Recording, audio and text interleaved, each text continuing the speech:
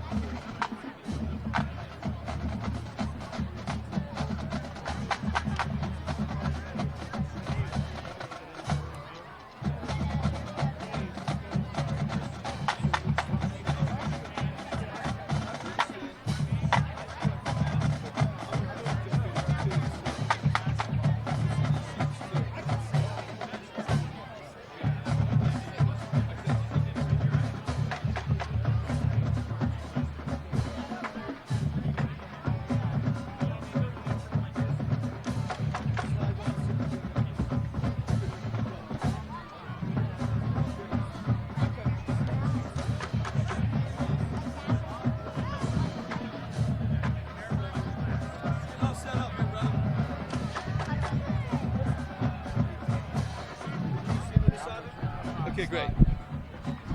Fun ride going on. Wait a minute, wait for this. Jack, even move more this way. You need room for Sean to be in between the two of you. Is that okay?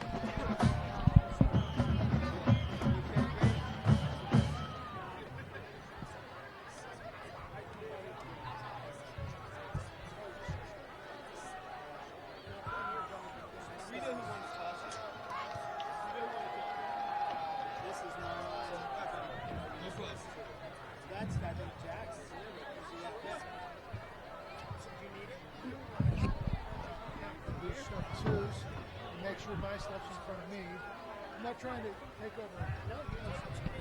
Very nice. You go to the public pizza.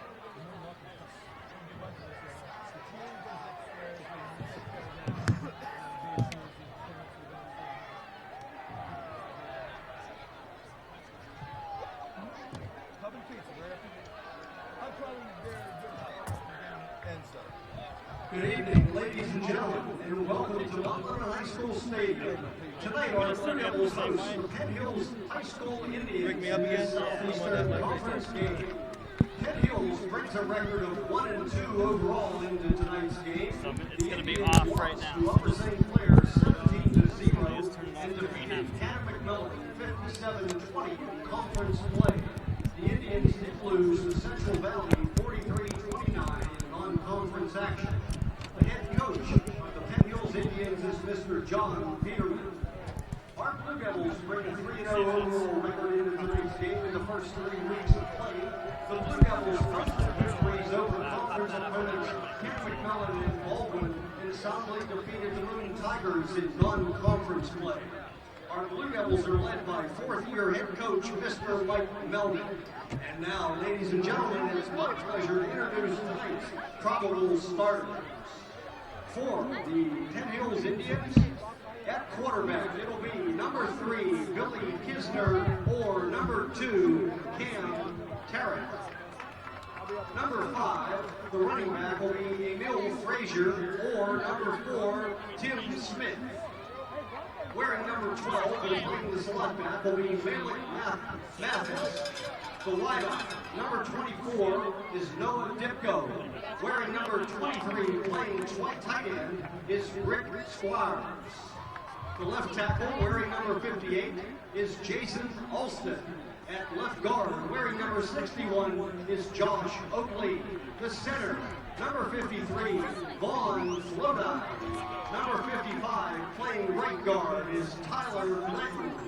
And at right tackle, it's number 59, Jordan Henderson.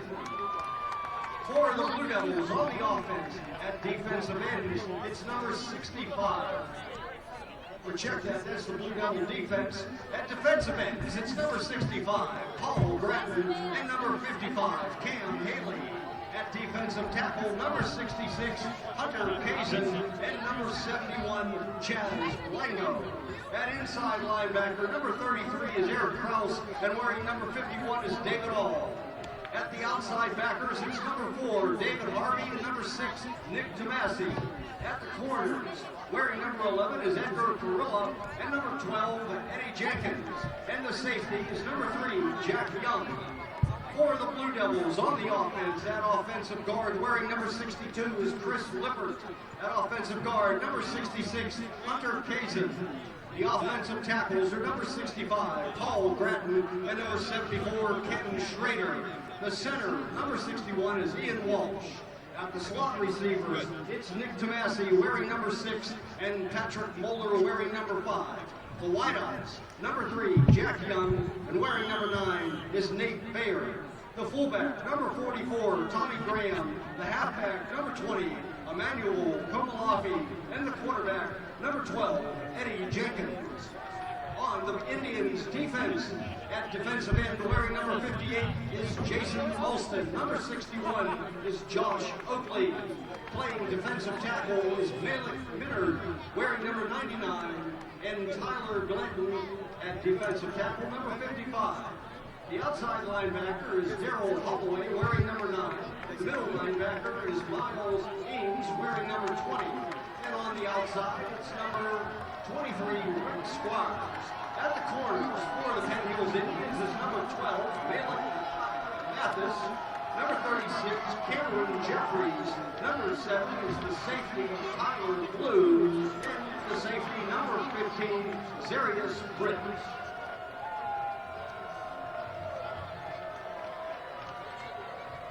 We want to remind all spectators that the Mount Lebanon School District prohibits spectators from entering the high school stadium with cups, bottles, glass, cans, or containers during a school district-sponsored event. We thank you for your cooperation.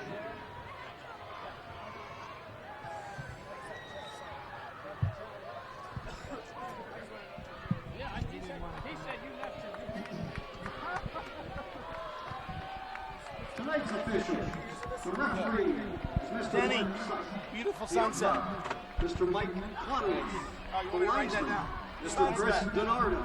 The line judge, Mr. Ryan Nosa. The side judge, Mr. Brian Watco. And the field And judge, it's 2. Mr. Bill Buna. I'll wait till you're ready.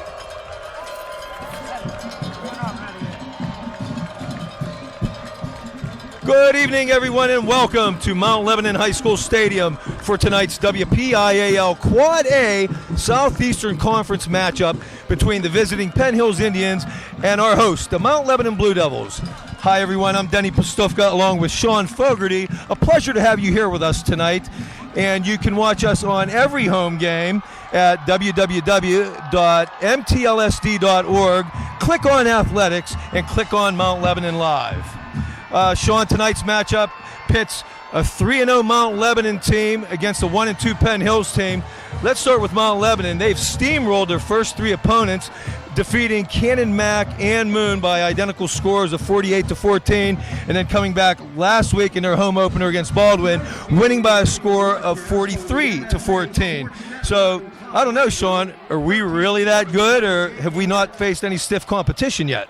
It could be a bit of both, but I do know this, Denny, you just have to keep winning. You just play the games that are scheduled. You go out there and you play the best you can. And certainly, you pointed it out, Denny. They came out and put a licking on just about every team, and last week was no exception. They scored at will against Baldwin. It just seemed so easy, and yet a lot of the talk has been about quarterback Eddie Jenkins, but he's had lots of help, lots of real good position players making plays when they've been asked to make plays. It's been fun to watch, and if they want to get into the postseason, win tonight would look really good on the resume. It doesn't matter who you play, you have to win. As you said, the Blue Devils are led by quarterback Eddie Jenkins, who right now with 607 yards passing leads all WPIL Quad A quarterbacks in passing yards. Wide receiver Jack Young having a heck of a year for the Blue Devils as well. He is in after 3 games with 314 yards receiving. Also, tops in Quad A in receiving yards. So they've been making it go. The Blue Devils will shuffle in 4 different running backs. It's been kind of running back by committee with David Harvey leading the way, but you'll see a lot of Emmanuel Komalafi, Edgar Perilla, and even Eric Kraus has 2 touchdowns here through the first 3 games. So Mount Lebanon looking to add on to their record tonight. Meanwhile, the Penn Hills Indians come in a disappointing 1-2.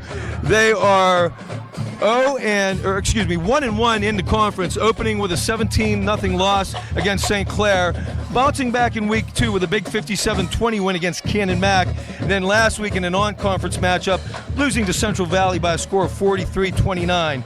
Now, their star quarterback, Billy Kisner, he went down against Cannon Mac in week 2 with a high ankle sprain. They didn't seem to lose a whole lot, though, as Cam Tarrant, the replacement that came in, has 3 rushing touchdowns in the past 2 weeks. However, Kisner's back tonight, and it's a game-time decision. We will see if it'll be Kisner or Tarrant starting tonight. Yeah, that decision has been tightly held secret. I thought for sure Kisner warming up was a sure sign he was going to start, but there's a shroud of secrecy over it. Their loss came. It just so happens their losses happened to occur when he was not in the game, which suggests just how important a player he is. He is first team all conference. So we'll see if he plays. I expect with a high ankle sprain that might limit his mobility and his effectiveness, and that's when you might see other guys under center. Yeah, he gave us everything we could handle last year, Sean. He had some long runs in that game for touchdowns. He even had a long one called back on a penalty. So last year kind of started our slide after a great start to the season, losing at Penn Hills by a score of 41-21. So in talking to Coach Mike Melnick, asked him what we can do better, and his 3 keys to tonight's game are, number 1, no long runs or returns, definitely a reflection on last year's game. Number 2, efficiency on offense tonight, make first downs. And Coach's number 3 key to the game, no turnovers, and let's get some turnovers. Denny, this Penn Hills offense returns 9 of the 11 guys starters from last year. So they're an experienced team, and they're built on speed. So you'll see the jet sweep, and I would think that if that's the backbone of your offense, you might not see a lot of Billy Kisner. That injury that kept him out for a couple of weeks is not the kind of thing that you bounce back from easily and gain the speed you had before. All right, we're getting ready to kick it off here, and senior number 13, Joey Lowen, kicking it off from Mount Lebanon. What a first 3 games he's had. Never played football in his life till this year. Through 3 games, he has 9 touchbacks, folks. Back deep to receive for the Penn Hills Indians is number 5, Emil Frazier, and number 16, Benjamin Lyles Johnson. Beautiful night for football here, folks. Actually, Denny, I think that's number 36, Cameron Jeffries, who's on the near side, ready to receive the kick. You're right, you are, Sean. Look like 16 to me. No, you're right. It is 36, Cameron Jeffries. These numbers will pose a challenge at times. Especially for Mount Lebanon, folks. If you look, for the first time tonight, Mount Lebanon has broke out an alternate uniform. They are going with the dark gray, or what is called anthracite, with the blue and gold trim. We'll talk more about it in a bit. Long, high, opening kick by Lowen, and it'll go into the end zone for his 10th touchback of the year. And Penn Hills will take over 1st and 10 on their own 20-yard line. Lowen's kick carries into the end zone, so the Penn Hill Indians will start 1st and 10 at their own 20. And it does look like, Denny, that we'll have Billy Kisner under center, at least for the first play of the game. Yes, we do. Number 3, Bill Kisner, does get the nod tonight. In the 2 games he did play, carried 20 times for 128 yards. Not much on the passing end, only 4 of 12 for 28 yards, 1 touchdown and 1 interception. And the carry goes right up the middle on 1st down. Number 4, Tim Smith, the running back. And number 65, Paul Gratton on the tackle. Paul Gratton, the Villanova recruit, at 6'4", 280 pounds for the Blue Devils. Penn Hill's Tim Smith is a sophomore. His very first carry his freshman year, he ran for a 77-yard touchdown. Only will gain a yard on the play, and it's 2nd down 9 for Penn Hills.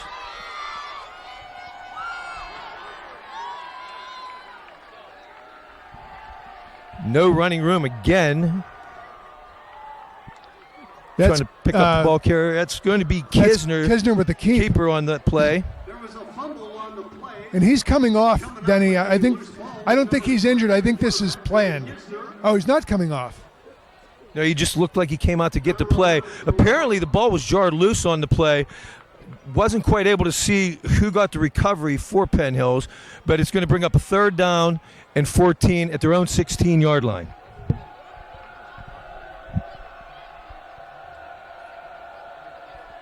Kisner dropping, has pressure. He's going to try to keep and get out of it up the middle.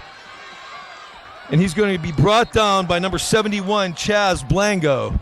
Kisner under great pressure is brought down by number 71. Mount Lebanon brought lots and lots of pressure, perhaps trying to take advantage of Kisner's limited mobility.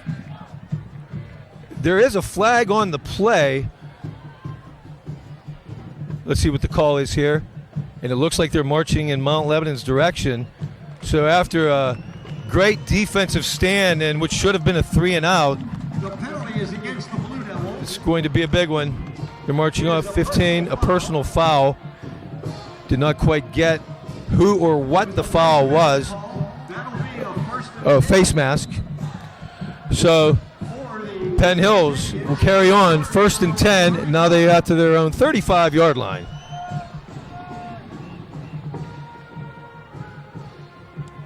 Kisner on the read option. He'll keep it. Looks like Nick Tomasi leading the way, coming up on the tackle. That play's kind of a bread and butter of their offense. I don't want to say they run a lot of things off of it, but it's the one play you'll see several times in a game from the Penn Hills Indians. Yeah, they don't put it up a whole lot, Sean. They're mainly a running team, and they're going to try to use the read option to decoy Mount Lebanon here. Give them 4 on that last play. It'll be 2nd and 6. Flags before the snap. It looks like they're Probably a false start. number 50 for the Indians. Looks like he moved early. That would be Thomas Mitchell. the penalty is against the Penn Hills Indians. The call was illegal. It's going to be a 5-yard penalty. Bring up a 2nd and 11 now, back on their own 34-yard line. When we have opportunities here, we'll try to line up the Mount Lebanon defense for you. We had some technical difficulties prior to the game, and we were not able to come on the air in time to give you starting lineups, but I'll try to work those in as we go. Kisner, he's going to keep off the left side. Number 4, Dave Harvey, comes up and makes a stop for the Blue Devils. Anyway, as I had alluded to earlier, you are looking at the new alternate uniforms of Mount Lebanon.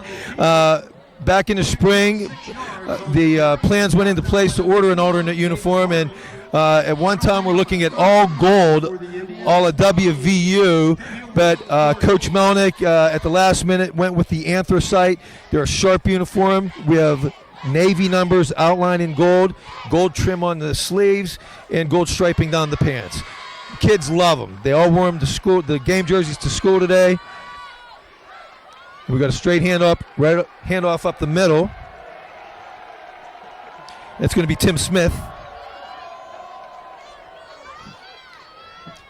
And he's going to be stopped at the 40-yard line, bringing up a 4th and 5. Denny, Eric Kraus was in there immediately, made a terrific tackle. It was a great play. He's played very well in the first 3 weeks.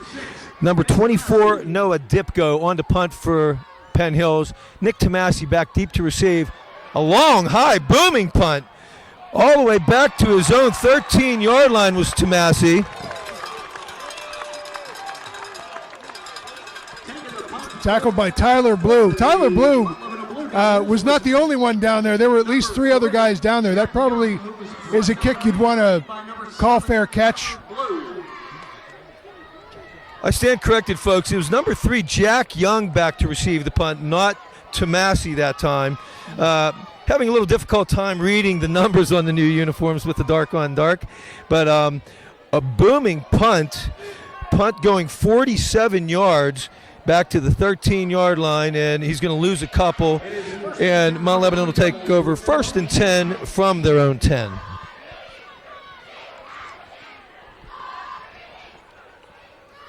Number 12, Eddie Jenkins in the pistol. Number 4, David Harvey gets the start at tailback. Calls Jack Young in motion toward the formation. It's going to be Harvey outside to the left. Cuts it back. Has some room and is going to have first down yardage. Nice run. David Harvey. 13 yards on the pickup. Stop made by number 99, Malik Menard for Penn Hills. Senior, 5'7", 245-pound defensive tackle. Lebo going in the no huddle, hurry up. Jenkins looks, throws, and there's going to be a miscommunication here. He had Jack Young and Pat Moeller both over to the right side, and neither one was looking, as Jenkins was looking for a quick slant, it looks like, but neither receiver had turned yet. Going to be 2nd and 10. Ball on the 23-yard line. Got Moeller and Young stacked to the right. Now Young comes back in motion. Handoff, it's going to be up the middle to Harvey. Nowhere to go on that one.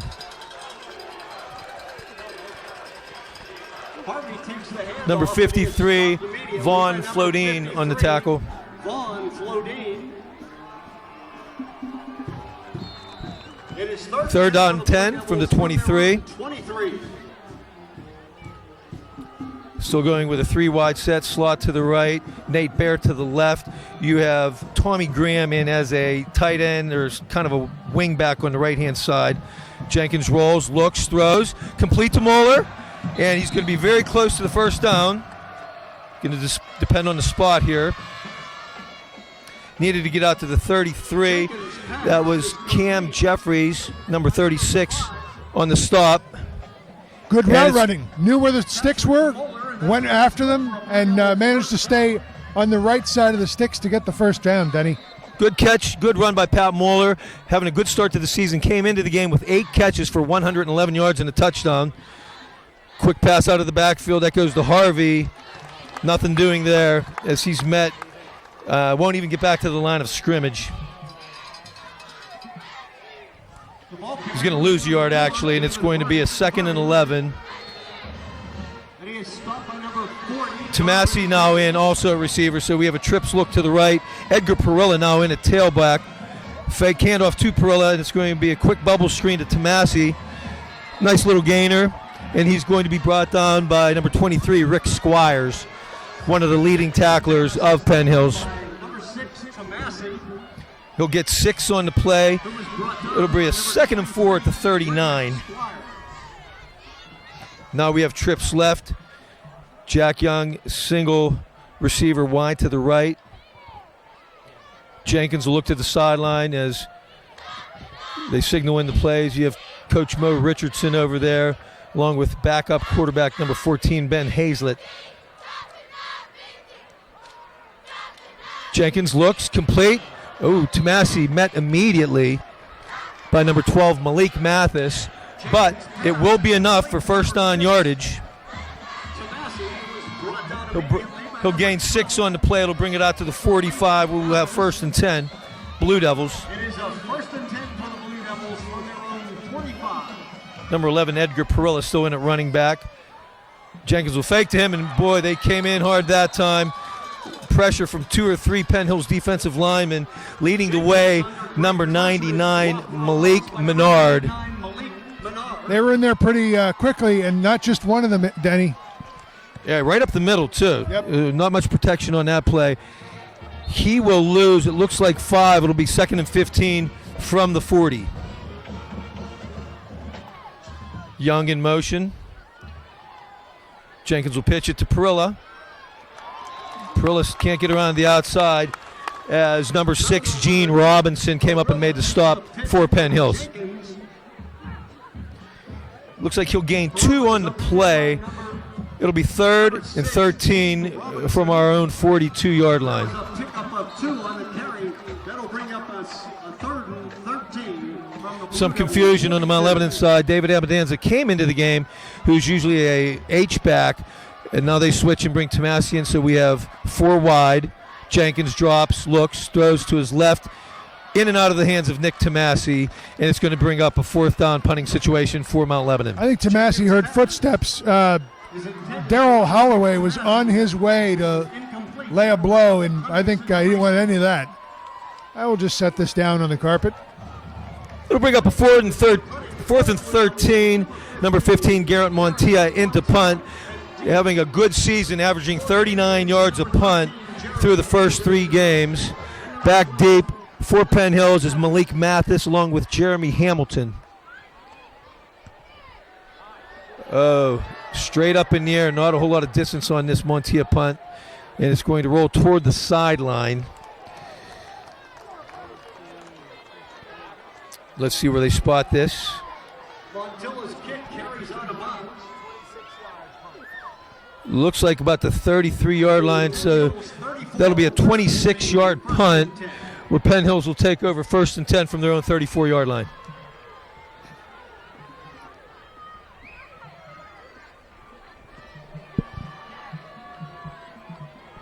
Coming into tonight's game, Lebo tied with Woodland Hills in the Southeastern Conference, both with 2-0 records.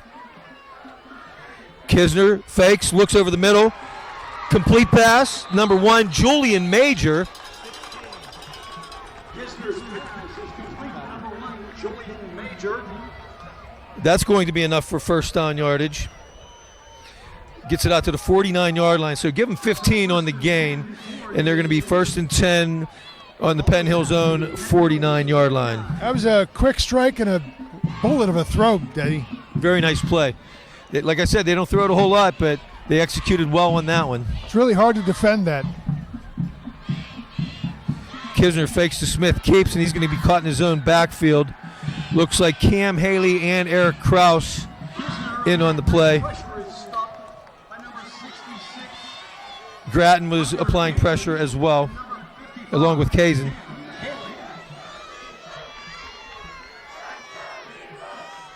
He will lose 3 on the play. At the Penn Hills 46. It'll be 2nd down and 13. It'll be 2nd and 13 from his own 46. Kisner now with 4 carries for -1 yards rushing. So we're keeping him in check thus far.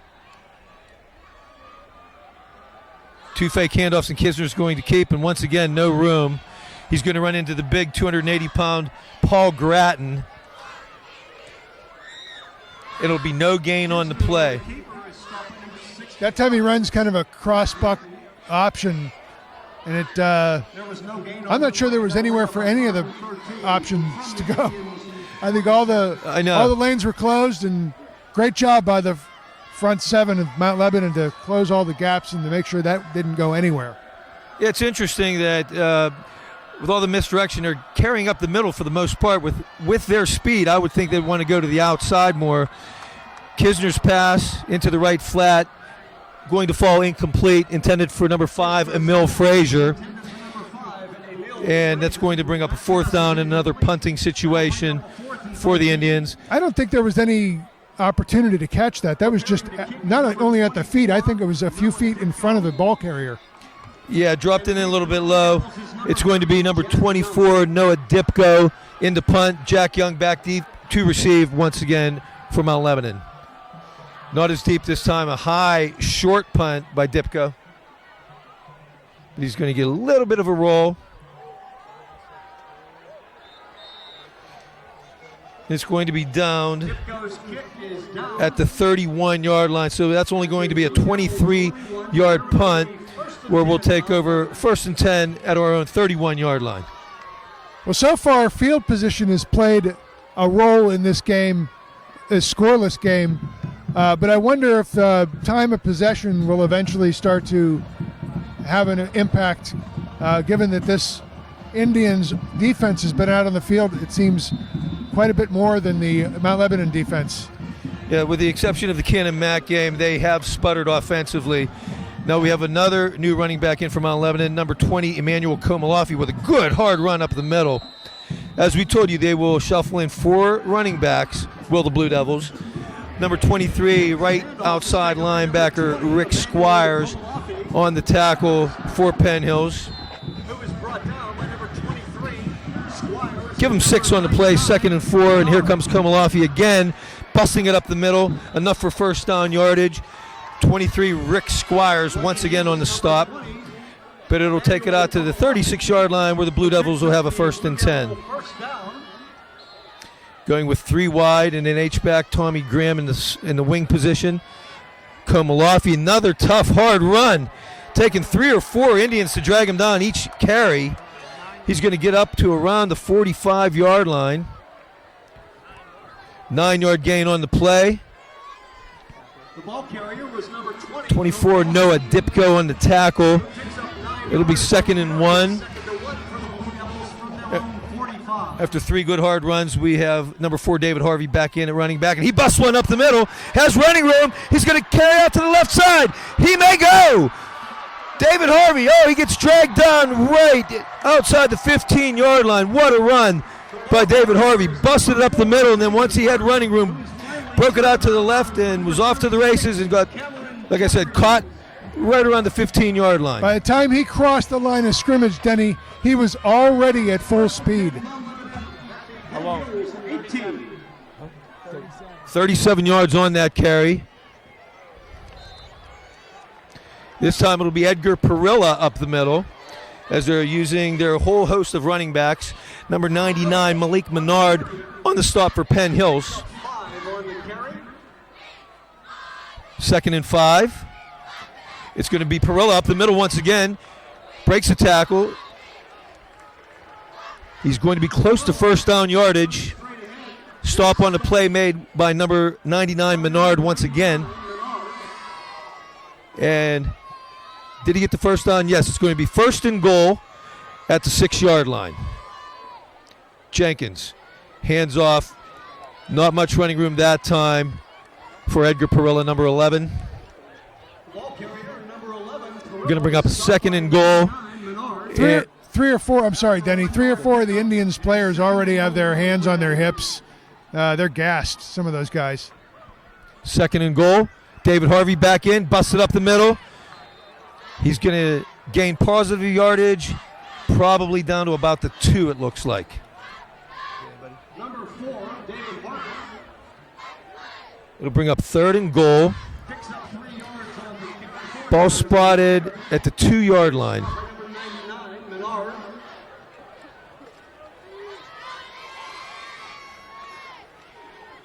From this distance, Denny, you got to get 6 points. And let's see if they get this one off. 4, 3, 2 seconds left in the quarter. And the Blue Devils are going to let the clock run out. And that's the end of the first quarter, folks. No score between Mount Lebanon and Penn Hills. No score, Denny, but this Blue Devils team has been, offense, I should say, has been out on the field an awful lot, which is a good sign. You're playing ball control. As long as you have possession, it's hard for the other team to put on points. So the lack of scoring in this game should not be a concern. Okay, while I have a minute here, let me outline the rest of the Mount Lebanon offense. I have gone over most of the skilled positions with you. Let's go on the offensive line. At left tackle, number 65, Paul Gratton, 6'4", 280-pound senior, going to Villanova. At guard, number 66, Hunter Kazin, a 6'2", 275-pound senior. At center, number 61, Ian Walsh, 5'9", 215-pound junior. At right guard, number 62, Chris Lippert, a junior, 5'10", 250. At right tackle, number 74, Kenny Schrader, a 6'2", 210-pound junior. At tight end / H-back with number 44, Tommy Graham, a 6', 200-pound senior. And David Abendanza, number 8, a junior, 5'11", 185. As we've said, at quarterback, number 12, Eddie Jenkins. At wide receivers, number 9, Nate Baer, a 6'2", 185-pound junior. The other wide out, number 3, Jack Young, junior, 6'1", 180. In the slots, Number 5, Pat Moeller, junior, 5'6", 150 pounds. And at the other slot, number 6, Nick Tomasi, senior, 5'11", 190. Running backs, as you've seen, David Harvey, number 4, a junior, 6'1", 200. Number 20, Emmanuel Komalafi, a 5'11", 165-pound junior. Number 11, Edgar Perella, a junior, 5'9", 155. And number 33, Eric Kraus, who we've not seen at running back yet tonight, but we will. He's a junior at 5'8", 175 pounds. Denny, they went to line up, and Penn Hills took a timeout, which I find odd. Saw something they didn't like, Yeah, especially when you had change of quarter to talk things over. right. And get your guys who are gassed a little bit of rest. Some other games around the Southeastern Conference tonight. Cannon Mac visits Bethel Park. Woodland Hills is at Baldwin tonight. And then in 2 non-conference games, Upper St. Clair is hosting North Allegheny, coming off a big upset of Central Catholic last week. And Peters Township is at Newcastle tonight. For a 20-year term, Mrs. Posty and her husband. While we have time, I'll get an announcement in real quick. She was nominated for this award by. We would like to welcome the Mount Lebanon High School graduating class of 1970. They are all attending here this evening, celebrating their 45th high school class reunion this weekend. And we're back to live action. The ball carrier was number 4, David Harvey was the ball carrier, and he did not get into the end zone. He gets stopped by number 55, Tyler Glanton. It's going to be 4th down, and Mount Lebanon is going to go for it. Jenkins under center, hands off to Harvey, and he's going to get in and get across the goal line for a Mount Lebanon touchdown. Number 4, David Harvey, with his 5th touchdown on the season. Gutsy call. 4th down. Should take the points, but no. That was a gutsy call. Great hard Great run. execution, too. Yep, good tough run by Harvey. And that'll bring up number 15, Garrett Montilla, on for the point after. Montilla 15 of 18 thus far in extra points this season. Oh, and looks like a Penn Hills player moved into the neutral zone. Let's see what they call here. Let's see if he was drawn. It looked clearly like the Penn Hills player was offside. And head official is talking with Eddie Jenkins. That's referee Mark Syke. And Jenkins looks like we're declining the penalty.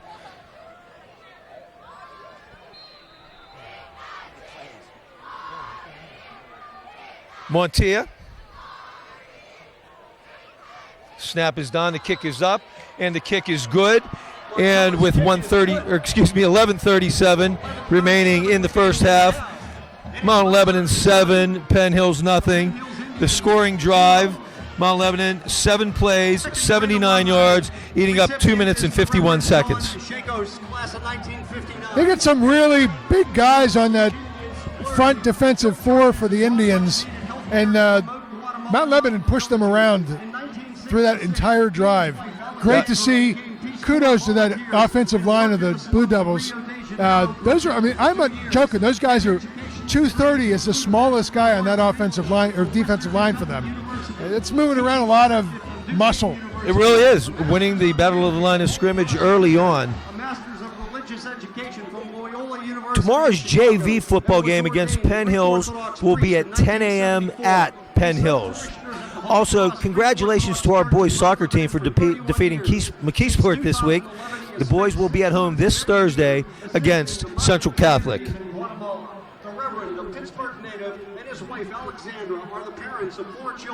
Penn Hills, Denny, with 15 yards of total offense so far. They don't want to be on the field this long. They better get something started soon. Wow. Didn't know we had that much of an advantage already, but lining up for the kickoff once again, number 13, Joe Lowen, who opened the game with a touchback, his 10th of the season here in Game 4. Deep to receive for Penn Hills, number 12, Malik Mathis, and 36, Cameron Jeffries. Lowen's kick is away. It's going to be short, taking it to 10. Jeffries bringing it up the middle and going to be met by 3 or 4 Blue Devils at that point. Looks like Nate Bayer was in on the play.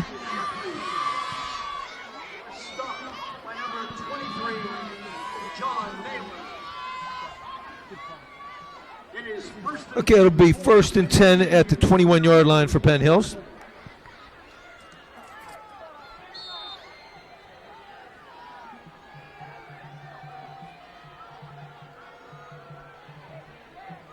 Usual handoff. That'll be number 12 on the run, gaining some positive yardage. That's Malik Mathis. Number 11, Edgar Perilla, finally dragging him down. It's going to be a nice gainer for Penn Hills. Mathis. 19 yards on the pickup. It'll be 1st and 10 from the 40. Number 11. Mathis is their second leading rusher. He's also their pass catching back, their primary pass catching back. They use him on passing downs. He also leads the team with all-purpose yards. So he's a 3-tool utility player. Surprised we aren't seeing him get the ball in his hands more often. 1st and 10 from the 40. Got motion. He's going to hand off to the motion man. That's Azarius Britt. Looks like Nick Tomasi along with Edgar Perilla. Carrier is brought down by number 6, Tomasi. There was no gain on the play.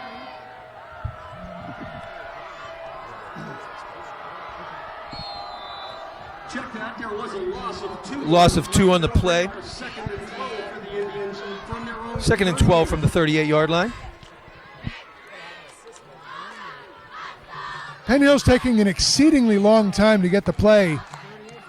Yeah, it looks like Kisner runs all the way to the sideline each and every time to get the play, as opposed to getting signaled in from the sideline. He fakes to Smith, throws over the middle, well overthrown. Pass intended for number 1, Julian Major. On the coverage back there was safety Nate Baer, along with Nick Tomasi and Edgar Perilla. That play was nowhere near Julian Major's hands, much less his head. No. They'll bring up a 3rd and 12 from their own 38-yard line. We can go with slot to the right, wide receiver to the left, an H-back, 24 Dipko. Kisner throws, complete. This time he does connect with number 1, Julian Major. Kisner's pass is taken in by number 1. 6'2", 170 is Major. Boy, did he get up there and get that one. On the coverage for the Blue Devils and making the stop was number 28. 28, Bo Greenwood on the tackle. Penn Hills at the Blue Devil 41. 1st and 10 from the Mount Lebanon 41. Going to run the reverse again. Jeremy Hamilton, the ball carrier. He'll be dragged down by Eric Kraus. But Penn Hill's finally getting some positive yardage on this drive, moving the ball nicely. Hamilton is the ball carrier, picks up 10 yards on the carry. 11 yards. It'll be a 1st and 10 at the 30. Penn Hills has the Blue Devil 30. Is that the first time we've seen that? That jet sweep all game? Ran a couple plays earlier. Oh, yeah. I think the first down play was the same play. They've done the fake a couple times too. It's going to be for Tim Smith. Nowhere to go up the middle. Runs into a brick wall with the middle lineman. And Nick Tomasi is going to come around from his safety position to finally drag him down. Ball carrier is stopped. But really stuffed up the middle. Mount Lebanon defensive line, number 55, Cam Haley, number 65, Paul Gratton, number 66, Hunter Kazin, and number 71, Chaz Blango. That's all about shedding blocks. That was great fundamentals there. 2nd and 11 after the loss of 1. Kisner rolls left. He's getting chased by Kraus, and he's going to have to throw it out of bounds. Pressure coming from Eric Kraus from his left linebacker spot, forcing the hurry and Kisner to throw it away. On the coverage was number 22, Waddell. With that incompletion, that'll bring up a 3rd down and 11 from the Blue. 3rd and 11 now from the 31-yard line.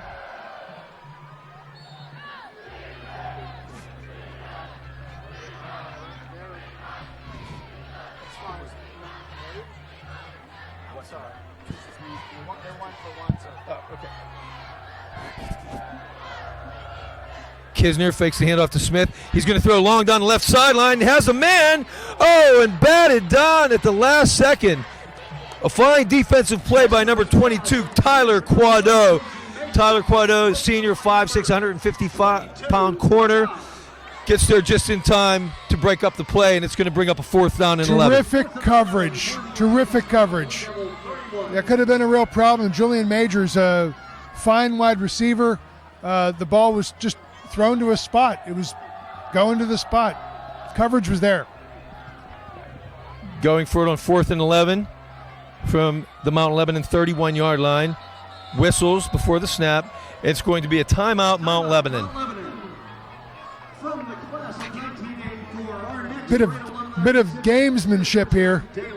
He's on the board of the Navy SEAL Foundation. Right now I'd like to congratulate our girls tennis team for defeating Upper St. Clair and Trinity this week. The girls remain undefeated in section play. Our girls soccer team continues to have success as they defeated Baldwin this week. The girls will be at home tomorrow against South Fayette. Good luck, girls. University. While a student at Case, he founded the Case Engineering Service Group, a non-profit organization in which students and local engineers designed and built specialized devices for physically disabled people. While we have a timeout here, I'll outline the remainder of the Mount Lebanon defense. At inside linebackers, number 51, David All, and number 33, Eric Kraus. At strong safeties, or the kind of an outside linebacker in this 4-4 look, but they call them strong safeties. Number 6, Nick Tomasi. Number 4, David Harvey. At cornerbacks, number 22, Tyler Quado, and number 11, Edgar Perilla. At free safety, number 3, Jack Young. 2009 High School Great Alumni Award. Kisner is going to throw it. He gets hit as he throws. It's going to fall incomplete. Number 71, Chaz Blango, applying the pressure, gets a hand on the arm of Kisner as he was releasing. Ball falls incomplete and will go over on downs.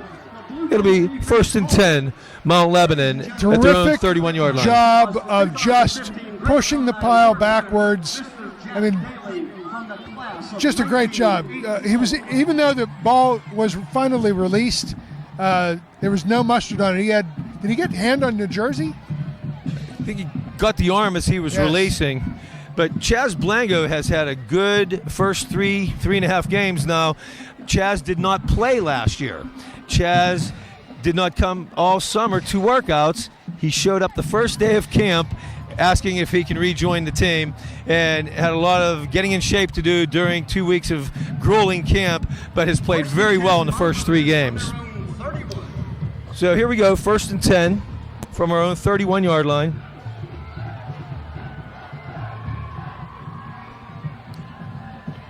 Komalofian at running back gets faked, and Jenkins keeps around the right side, and he's going to have nowhere to go.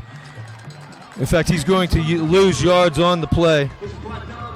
Hit pretty solidly by Henson Mathis. Number 12. There was a loss on the play. 6 Trying foot, to see where buck the ball is 75. spotted here. It looks like it's back at the 27. That's a 4-yard loss, bring up a 2nd and 14. From the Blue Devil, 27. Handoff, Komalofi gets a couple and then met by 2 or 3 Penn Hills Indians for a short gainer. Number 23, Rick Squires on the stop. By number 24, Noah Dipko. 23, Squire. 3rd and 11 from the Mount Lebanon 30. Jenkins is going to throw to his right. Oh, it's picked off. Pass intended for Nate Bear, and he was not looking quite yet. And number 17, Ray Williams, jumps the route and pulls down the interception for the Indians.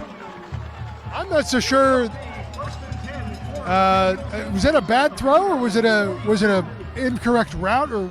I don't know, some miscommunication. Not sure where it lies, but yes, Bear was not even turned yet, and he made a nice job jumping the route, and the interception will put the ball 1st and 10, Penn Hills at the Mount Lebanon 42-yard line.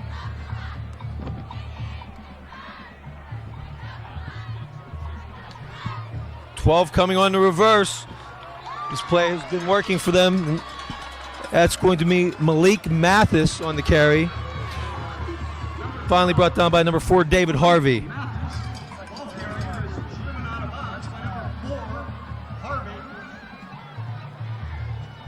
Going to be enough for first down yardage.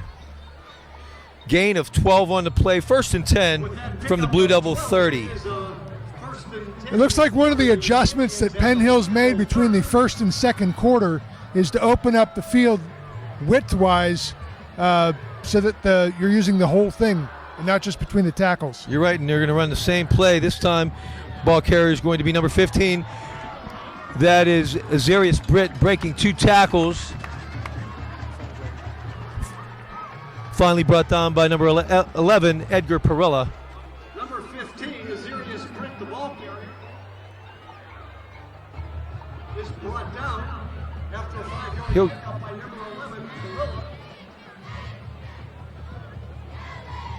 He's going to get it down to the 26-yard line. 2nd and 6. Pitch is fumbled. Ball's loose. The pitch was to Emil Frazier. Couldn't get a handle on it. And let's see who has it for Mount Lebanon. Number 51, David. Oh, on the recovery. And Mount Lebanon gets it right back. He never had the handle on the football. First and 10, Mount Got to have the handle on the football in order to have it. And Mount Lebanon, there were 3 Mount Lebanon players there ready to pounce on that. The numbers were there, all came up with it. Yeah, I think the pitch was a little ahead of him in the low and never really could get it. And after an exchange of turnovers, Mount Lebanon right back where they started at the 31-yard line, 1st and 10.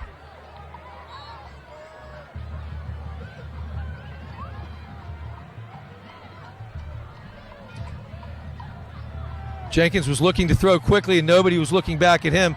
I don't know. It looks like we have some miscommunication here on the play calling tonight. It looked like Jenkins wanted to go on a quick slant to Tomasi, but Tomasi never broke his route and ran 10 yards until he made a cut. I was concerned that Gene Robinson of the Indians had a shot at that one. He couldn't get it that high. He's only 5'9". Number 4, Harvey back in at running back, replacing number 20, Komalafi. They're going to bring in number 44, Tommy Graham, who's going to line up kind of as a tight end, but 1 yard off the ball. Jenkins in the pistol. Sets Harvey to his right. He's going to call Young back in motion. Harvey, no running room. Harvey takes the pitch. And he is Did brought it look down to you? Did it look to you like he was ready to throw that ball? Hard to tell, Sean. I could not tell. It is 3rd and 13 for the Blue Devils. But after the one good long drive, Blue Devils sputtering here now the last 2 possessions. 3rd down and 13.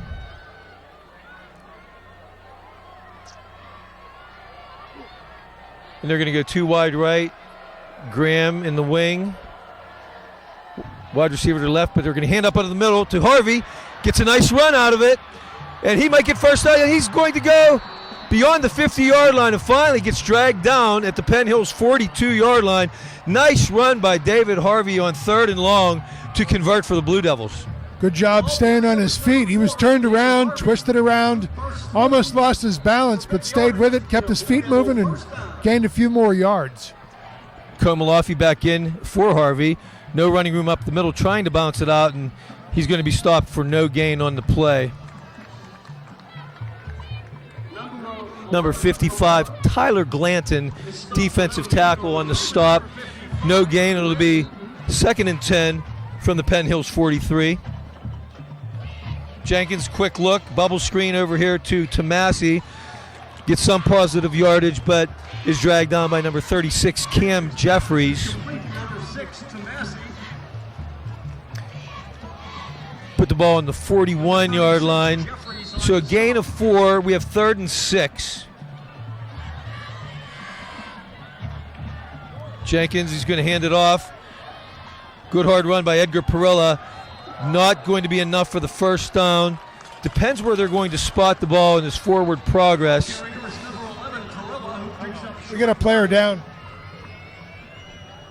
Making the stop was number 23, Frederick. I We can't have a see the Mount Lebanon number. player down on the field. Can't tell right now. Is that the big guy, number 65, Paul Gratton? I believe it is.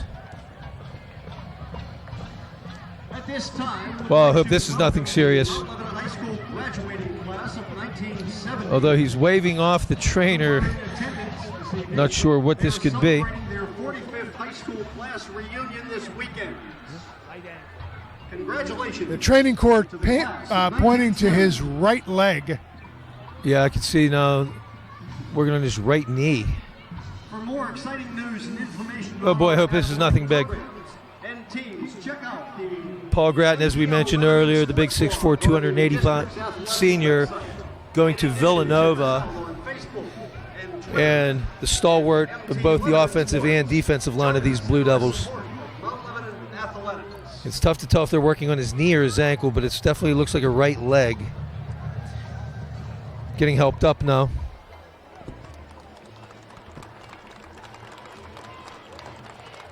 Hey, it looks like he's able to put a little bit of weight on that, so I don't think it's anything too severe. Let's hope not. It's going to bring up a 4th down and 4. Did not get a real good spot there. They only gave him the 37-yard line. I thought he got closer to the 35 myself. But nonetheless, 3rd and 4. Clearly, with this field position, you go for it. But what kind of play do you run It is 4th and with at this down and distance? Yeah, I'm sorry. It's 4th down and 4, Sean. I've been saying 3rd and 4.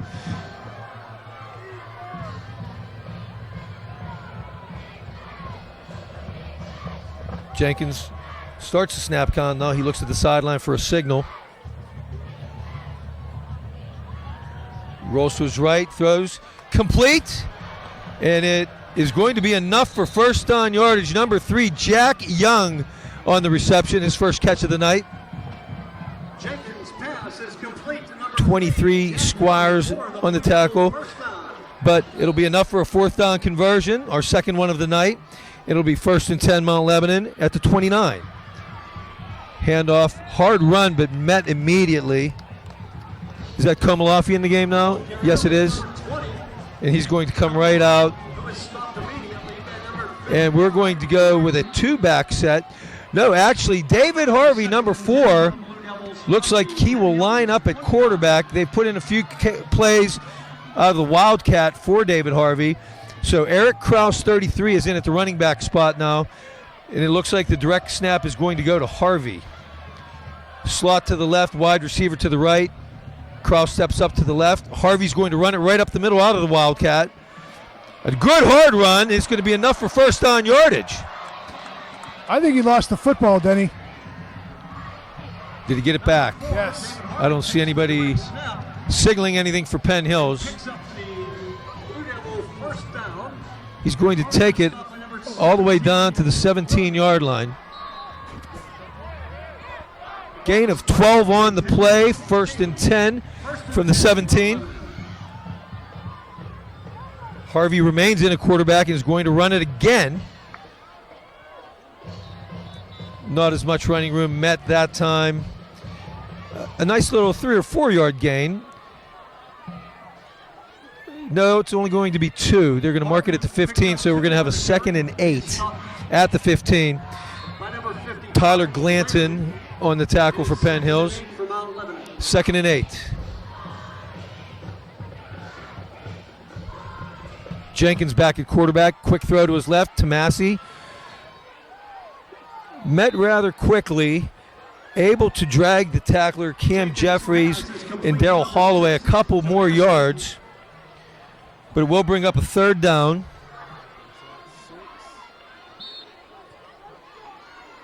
From the 10.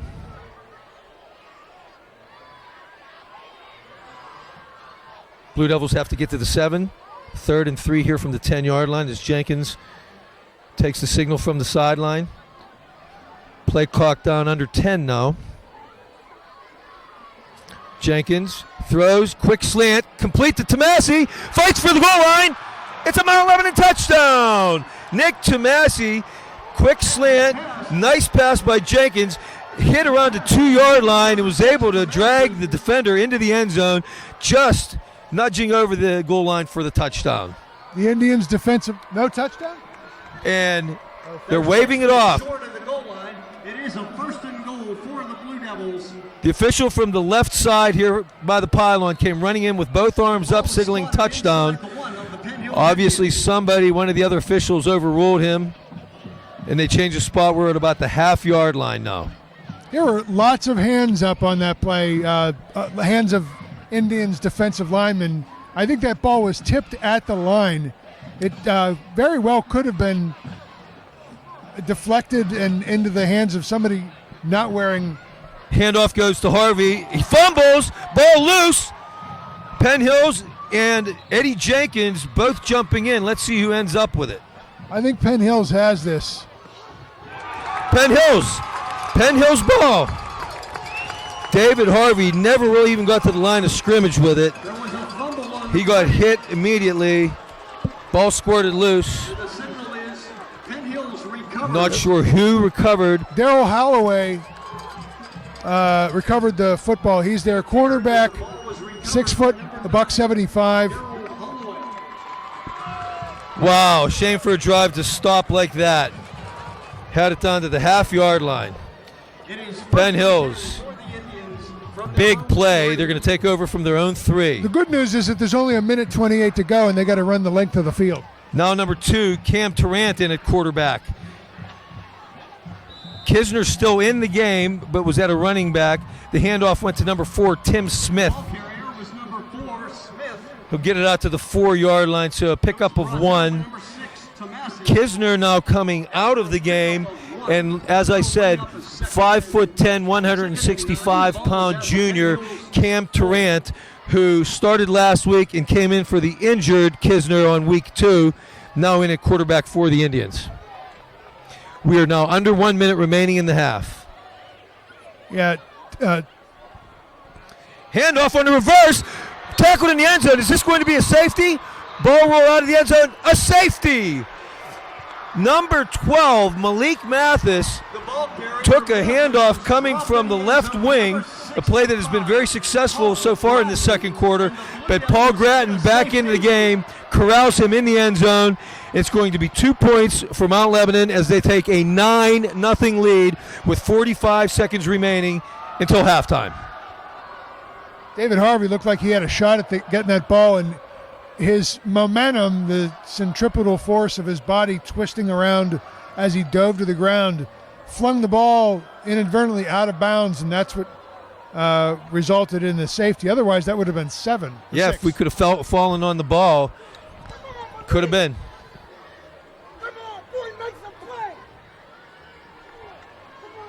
So 44 seconds remaining in the half. Penn Hills will get the free kick here from their own 20-yard line. You know, so even if Penn Hills was thinking, there's 1.5 minutes left, all we got to do is get out of the shadow of our own end zone. And they didn't. And they well, what a turn of events. This could have been 6 points left on the field, and instead the Blue Devils come away with points, just not the 6 they were looking for. Well, Penn Hills is going to punt the free kick. It's going to be number 24, Noah Dipko. Back to receive for Mount Lebanon, number 11, Edgar Perilla, and number 6, Nick Tomasi. Number 24, Noah Dipko. They're going to line up around their 30-yard line to receive this. Deep for the Blue Devils. And here comes Dipko's punt. A nice, high, long punt. It'll be taken by Perilla at the 31-yard line. He's going to take it to his right, has some running room toward the Mount Lebanon sideline. He's going to be knocked out just shy of midfield, where Mount Lebanon will take over 1st and 10 with 40 seconds remaining in the half. Let's see if they can get a quick strike here in the final 40 seconds, If you Sean. manage the time properly, you could come away with points. I know there's only 40 seconds and you're on the wrong side of the field, but the way the Blue Devils have been moving the ball today, it wouldn't surprise me if they're within striking distance with under 20 seconds to go and they can take some shots at the end zone. And also kicker number 15, Garrett Montilla, his long thus far this year, a 37-yarder, which means we'd have to get to around the 20 to be in his range. Quick strike to Pat Moeller. Nice catch, nice little run. He gets out of bounds just short of the first down. Cam Jeffries on the stop for the Indians. They're going to give them 8 on the play. It'll be 2nd and 2 from the Penn Hills 49.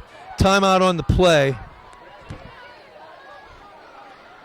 While we're doing that, our officials for today's game are referee Mike Syke, the umpires Mike Conlon, a fellow buddy of mine from Montour High School, linesman Chris DiNardo, line judge Ryan Novosel, side judge Brian Batko, and the field judge Bill Beener. This appears to be a clock issue, Denny. They started that play with 40 seconds, and now there are 23 left. That seems unlikely.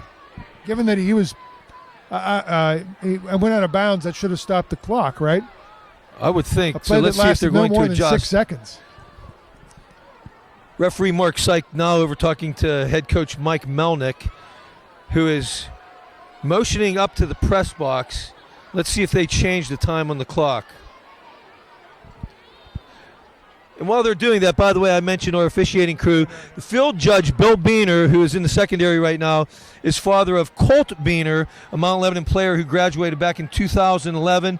Very good linebacker who went on to play at the University of Tulsa. So welcome back to Lebo, Billy. The clock is being reset. Looks like they're going to put 32 seconds back on the clock. Yeah, there was 40 seconds before the play, so there's no way 17 seconds ran off on the quick screen to Moeller. So here we go. Trips to the right. Nate Baer to the left. Jenkins takes a snap. Hands off up the middle. Komalafi nowhere to go. Looks like number 55 for Penn Hills, Glanton, blowed up the play. 58, Alston. Mount Lebanon not stopping the clock. We're down to 15 seconds left. Kraus now at running back. Jenkins looking to the sideline. Quick look. Complete pass. Nate Baer. It's going to stop the clock with 9 seconds remaining. Ball at the 38-yard line. I'm a little surprised they're going to they could take a timeout into the locker room for halftime. I know. I could not understand why they didn't call timeout after the previous play, because we're going to go into the locker room with 1 timeout unless we get a quick completion here and can stop it for a field goal attempt. But like I said, we probably got a good 15 yards at least to go to be in Montia's range. He did hit a 47-yard field goal in our first scrimmage against West Allegheny, so he can't hit a long one, but I think to be safe and comfortable would probably have to be at least to about the 25-yard line to be in his range. But I don't know if we'll even try that, if they're just going to air it out for the end zone. There was a slight breeze in the air prior to kickoff, but that breeze is now, it appears, has waned quite a bit. I don't see the flags moving at all. There doesn't seem to be any wind in either direction right now.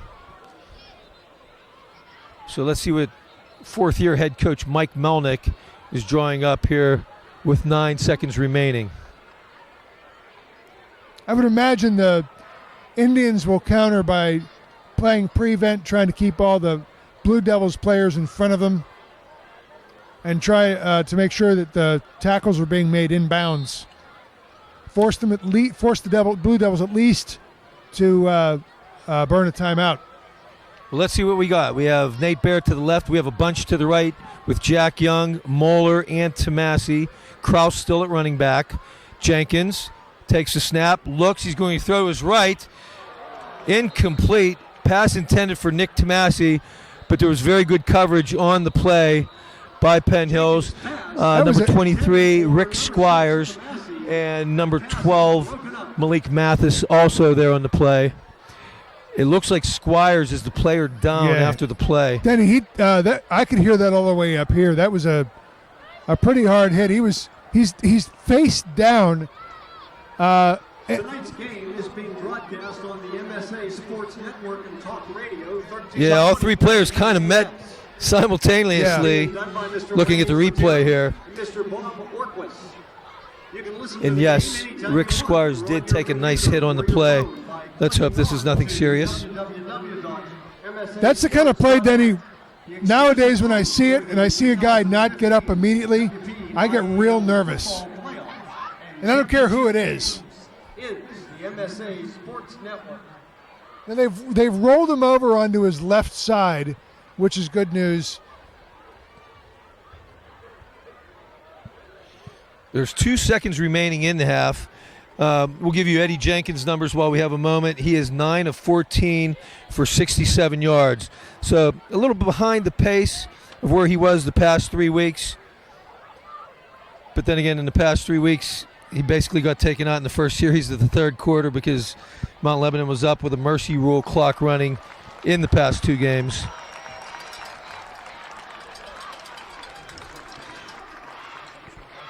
And Rick Squires seems to be coming off his own power. So hopefully he just got the wind knocked out of him because he seems to be walking okay.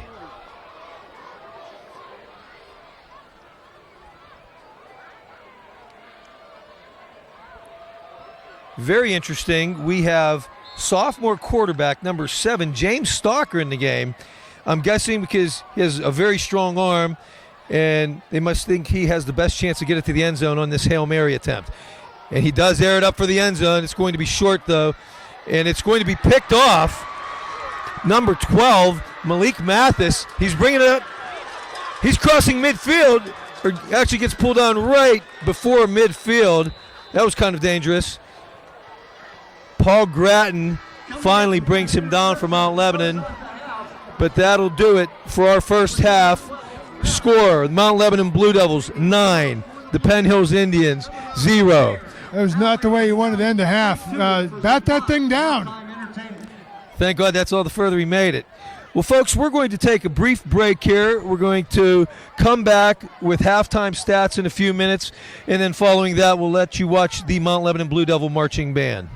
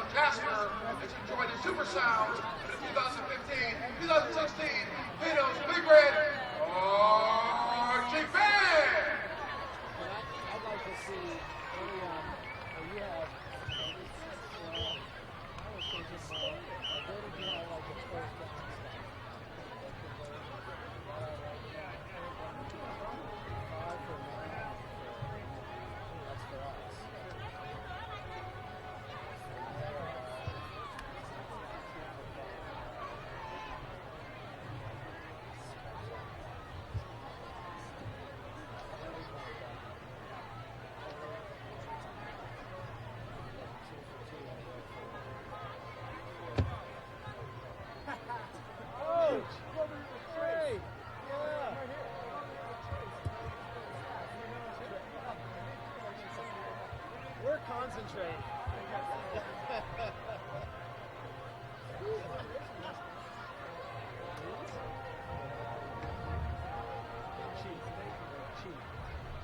This seems to be the big thing, like camouflage.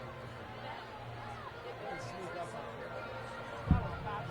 Yeah, he's right over deal. I don't know. I think I'll go with what it's pretty close. I think we're fine. I don't think we're being held.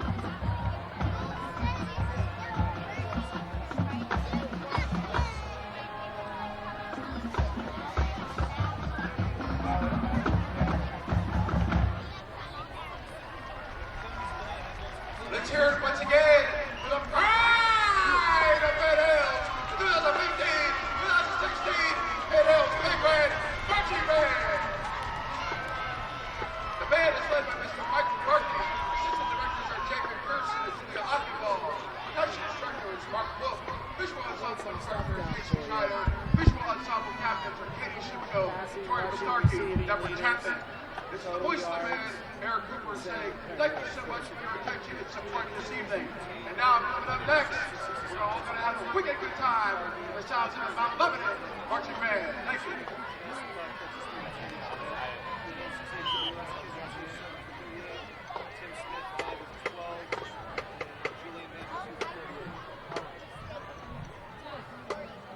You know what, Danny, let me change one thing. I'm going to change the rusher.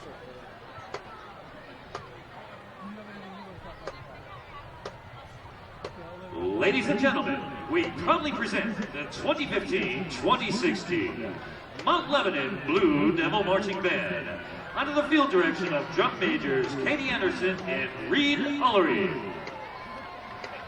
This year, the Blue Devil Band entertains you with music from the Broadway hit Wicked.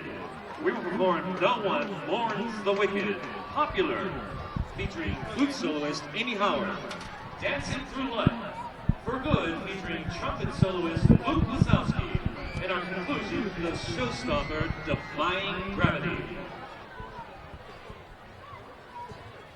All right, everybody, Denny Postovka back here at halftime. Mount Lebanon leads by a score of 9-0.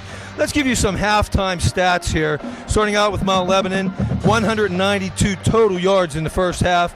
Eddie Jenkins passing, 9 of 14, 1 interception, 67 yards passing. Leading rusher, David Harvey, 12 carries, 102 yards, and a touchdown. Leading receiver, Nick Tomasi, 5 catches, 32 yards. For Penn Hills Indians, they only have 68 total yards on the half. Passing, Billy Kisner, 2 of 7 for 38 yards. Leading rusher is Malik Mathis, 3 carries for 17 yards, and he's doing that from a receiver position. And the leading receiver is Julian Major, 2 catches for 38 yards. Once again, our score 9-0 Mount Lebanon. Let's take you around the WPIAL to some other halftime scores. In Quad A, another Southeastern Conference matchup. Bethel Park 21, Cannon Mac nothing. Seneca Valley 17, North Hills 10. Penn Trafford up on Altoona by a score of 14-0. Shaler 7, Butler nothing. We have Plum 10, Norwin nothing. Another Southeastern Conference matchup. Woodland Hills 6, Baldwin nothing. A tighter score than I expected there. A few AAA games of note. The Montour Spartans are up on Hopewell by a score of 7-6. Newcastle over Peters Township in a non-conference game by a score of 12-0. Central Valley 20, Moon nothing. And in another game featuring a Southeastern Conference team, North Allegheny 3, Upper St. Clair nothing. I'd like to shout out to a few of our folks viewing the game live on our webcast. Once again, we are on every home game, and even after the game stays posted on the website that you can watch it after the fact. Go to www.mtlsd.org, click on athletics, and then the second window from your left, you'll see it's Mount Lebanon Sports Live. Click on that and view us every home game. I'd like to say hello out there to former Mount Lebanon starting offensive and defensive tackle Matt Hoffman, now out at the University of Pennsylvania. He's playing for Penn now, and he is listening to the broadcast tonight. Good to have you on board with us tonight, Matt. Lots of folks all across the country and indeed around the world able to listen to this broadcast or webcast or streaming video of this game. And it's always good to feel like, even if you're not in Mount Lebanon, you can feel like you're here just by getting in touch with the place where you went to school or where you grew up or both. It's always great to have. And wherever you are, if you're watching this, thanks so much for watching. And we look forward to the second half. We're going to let you watch a little bit of the Mount Lebanon High School Marching Band, and we'll be back in about 5 minutes for kickoff of the second half.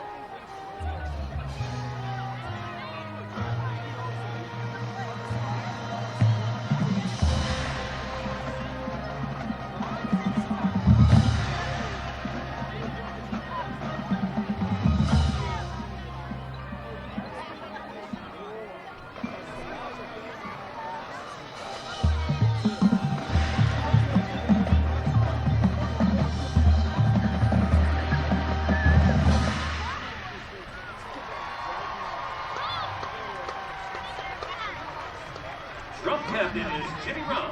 The assistant drum captain is Adam Brioni. Pit captain is Eric Sargent.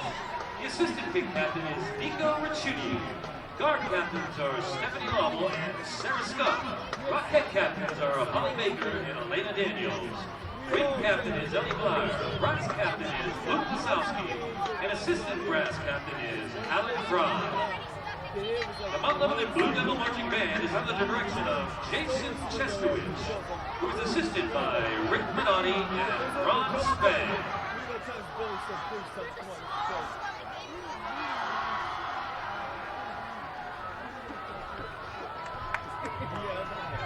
Ladies and gentlemen, please welcome the Mount Lebanon Blue Devil Marching Band Drumline.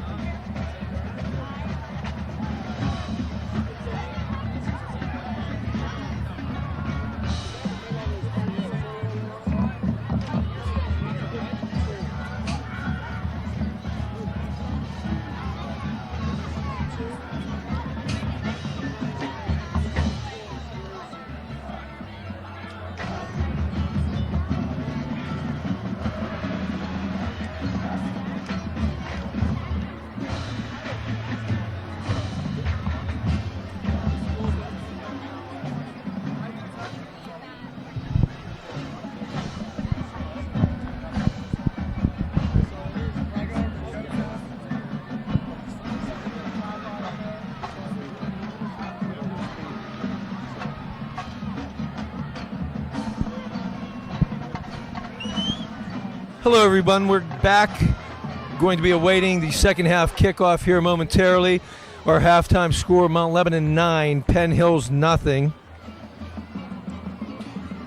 Figured Mount Lebanon would have a little stiffer test this week after, like as I said, averaging 46.3 points per game over the first 3 weeks. Even though Penn Hills came in with a 1-2 record, as I mentioned earlier, they put a 41-21 whooping on us last year and ran the ball for, I think, over 300 yards in the game. So we've been able to hold them much more in check tonight from a defensive standpoint. But our offense hasn't got it going as we have in the first 3 games. A couple turnovers, a tough one down to the half-yard line, and a fumble to turn the ball over to Penn Hills. Luckily, was able to bounce back with a safety on the next play to put 2 more points on the board to make our score 9-0. Tomorrow morning at 10 o'clock, our JV will travel to Penn Hills to face the Indians. Next Friday night, the Mount Lebanon varsity will travel to Peters Township, where we will take on the Peters Township Indians. Going into tonight, Peters Township with a 1-2 overall record as well as a 1-2 conference record. And as you heard, they are down at Newcastle at the half. Lining up to kick it off in the second half for Penn Hills is number 24, Noah Dipko. Back deep for Mount Lebanon is number 6, Nick Tomasi, and number 11, Edgar Perilla. This Indians' interior defensive line is big. I'd like to see the Blue Devils come out with lots of misdirection. And these guys are not that fast on the interior line. Tomasi takes Dipko's kick at his own 9. He's going to bring it right. Has some running room. Breaks a tackle. And a nice return by Tomasi. He's going to bring it out to the 37-yard line. 28 yards on the return. Bringing up a 1st and 10 for Mount Lebanon at their 37. Good block on the run back by number 23, John Naylor. Good block. As I was saying, 24 Dipko made the tackle on the play. And here come the Blue Devils. And it looks like they're going to come out in Wildcat as David Harvey is going to line up in the pistol with Eric Kraus in the running back position behind him.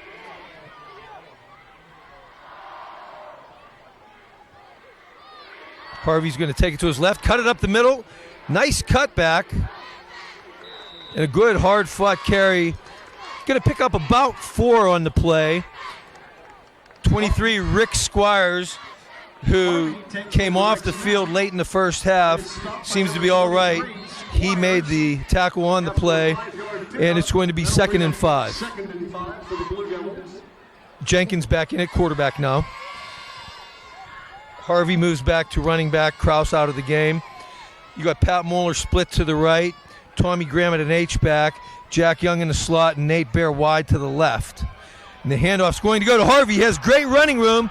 Oh, and stumbles and trips up after about a 20-yard gain. 22 yards to be exact. Number 4, Harvey picks up 23 yards on the carry. It is a 1st and 10 for the Blue Devils. So he's up over 125 yards rushing now. And he'll get spelled by Edgar Perilla, who breaks it up for a nice run. Out to the right side. And is finally dragged out of bounds by number 36, Jeffries. But Edgar Perilla with a nifty run, breaking a tackle, getting to the outside. And it'll be 1st down Mount Lebanon inside the 10. I like what Perilla does when he touches the football. I love the way he runs. He's quick. Once he gets in open space, look out. 1st and goal at the 9. And it'll be Perilla again. Finds a crack, but will only gain a couple on the play.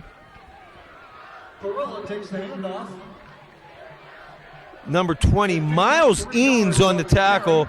It's funny, Eanes is their leading tackler with 31 tackles through 3 games. I believe that's the first time we called his name tonight. Another handoff up the middle. Tough sledding there for Perilla. Once again, it's number 11, Perilla, who picks up 2 yards on the carry. Going to bring up a 3rd and goal from the 4. Number 52. Eric Kraus now at tailback, number 33, who already does have 2 touchdowns on the young season. Jenkins looks to his right, complete. Oh! in and out of the hands of Jack Young. Looked like we had 6, but great coverage by Gene Robinson breaking it up on the play. That's about all you can do in a play like that. You run the slant, you got to get in between the ball carrier. It looks like they have a player down, do the Indians. Oh, wow, that's the anchor of their defense. Number 55. Number 55, Tyler Glanton, the injured player for Penn Hills. But seems to be getting up. 5'11", Walking off on his low 225. power. He did not play a single down in the first quarter and has been in on virtually every down since, which makes me wonder if he got in trouble this week. Good point, Sean. Congratulations. We're going to have to ask our Penn Hills insiders here down at the end of the booth. Coming on for the field goal attempt. It looks like 15, Garrett Montilla will come in to attempt a field goal for the Blue Devils.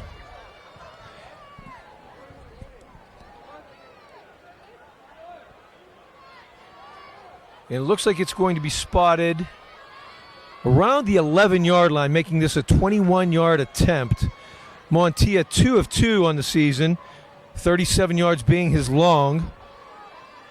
Snaps down, hold looks good. Kick is up and right down the middle. Garrett Montilla from 21 yards out gives Mount Lebanon a 12-0 lead with 9:59 remaining in the third quarter. Not the 6 you want, Denny, but that's still a 2-score lead, and it's enough of a cushion that it gives your defense an opportunity to maybe gamble a little bit.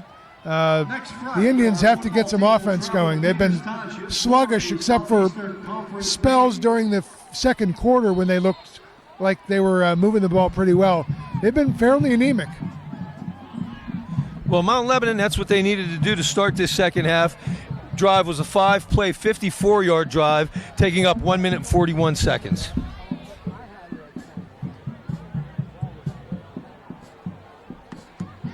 Number 13, Joey Lowen, back to tee it up for the Blue Devils, the kickoff specialist. Penn Hill's a little slow taking the field after the field goal. Yeah, it looks like the same deep men for Penn Hills. Number 12, Malik Mathis. Number 36, Cam Jeffries.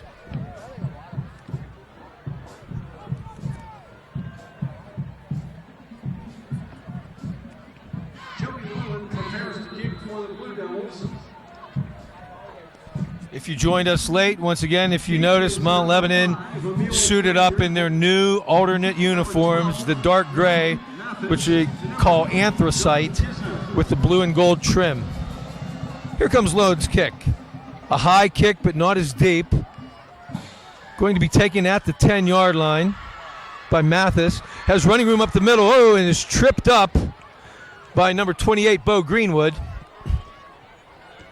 Did they fake the reverse there? It looked like they were setting up to run the reverse or at least fake it. Looked like the Indians. It did.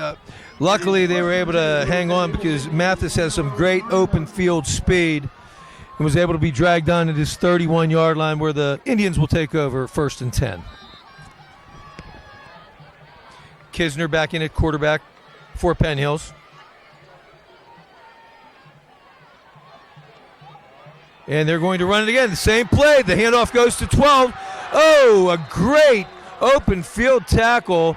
He's chased down by number 3, Jack Young. But as you can see, early on in the game, Penn Hills was testing the middle of the Mount Lebanon defense where Kisner was keeping a lot on the read option, going up the middle for little to no yardage. They have gone to this reverse scissors type play where number 12, Mathis, is coming around from a slot position and picking up some good gainers here as the night has gone on. 1st and 10 from the Mount Lebanon 42. This time Kisner fakes the handoff, loses the ball but seems to fall on it and recover his own fumble. That time it was number 15, Azarius Britt, in the game in place of Mathis. So much of what this Penn Hills team does is about speed. That's why it surprises me that you didn't see a lot of it in the first half. The tackle was made by number 33.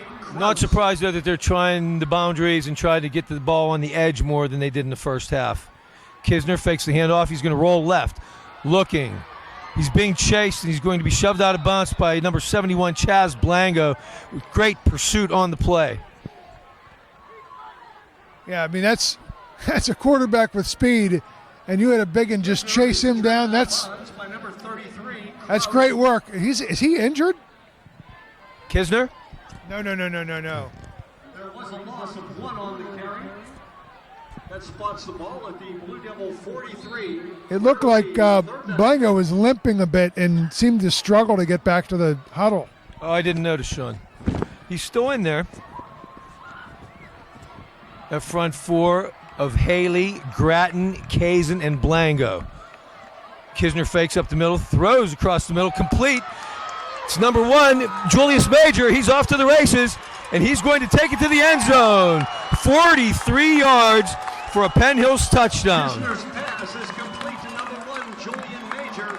Well, that's just catching the ball and turning on the Jets. Touchdown. He burned it. Ran by everybody in the secondary. 43 yards to make the score 12-6 with the extra point coming.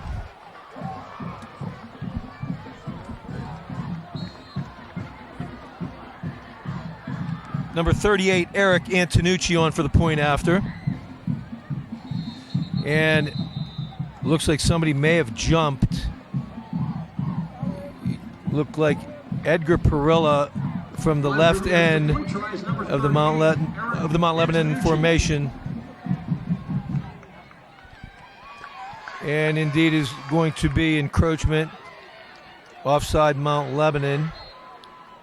Brings the ball to the 1.5-yard line. But it'll still be Antonucci on for the point after.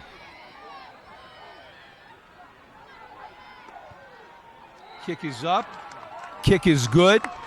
With 8:35 remaining in the third quarter. Mount Lebanon 12, Penn Hills 7. That scoring drive, Penn Hills did what they needed to do after the Mount Lebanon quick drive. 4 plays, 69 yards in only 1 minute and 18 seconds. Wow, this game just got interesting. Certainly did, Sean. Within a score now are the Penn Hills Indians.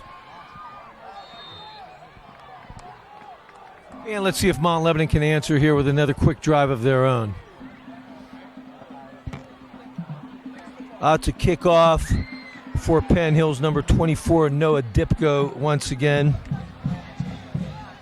And lining up deep for the Blue Devils, Nick Tomasi and Edgar Perilla. Deep for the Blue Devils, number 6, Nick Tomasi, and number 11, Edgar Perilla.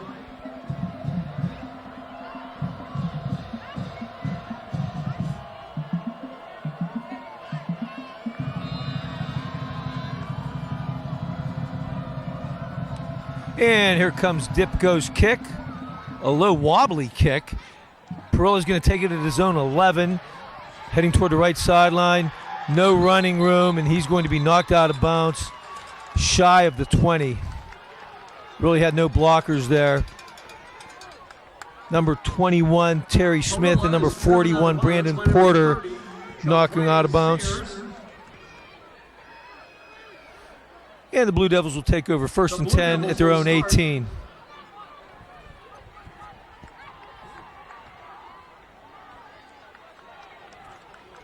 Penn Hills has their big guy Tyler Glanton back in the game after apparently the injury wasn't so severe that he had to stay out. David Harvey's going to line up as the quarterback in a Wildcat formation. Oh, the snap goes under his legs. He's scrambling and dives on it way back at his own 3-yard line. Good thing, too, the Indians were blitzing on that play, and I was concerned for a moment there that there could be an Indian on the ball before somebody in a Mount Lebanon jersey was. Couldn't tell if Harvey was not quite ready for that snap.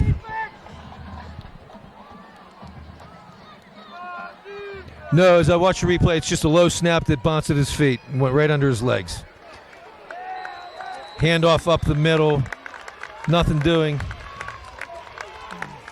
Penn Hill's gaining some momentum here. Yeah, I was just about to say that. It looks like the momentum is swung a bit. This is a team that early in the first half looked like they were struggling just to stand straight up, and now they look pretty fired up. Harvey brings it out to the 4. Number 55. We're going to have 3rd and 23. It is 3rd and 24. And it's going to be Harvey up the middle, gets some tough yardage, gets out of the shadow of our own end zone to create some punting room for Garrett Montilla. Harvey picks up 13 yards. So not what the Blue Devils wanted after the Penn Hills touchdown drive. 3 and out. It'll be Montilla on.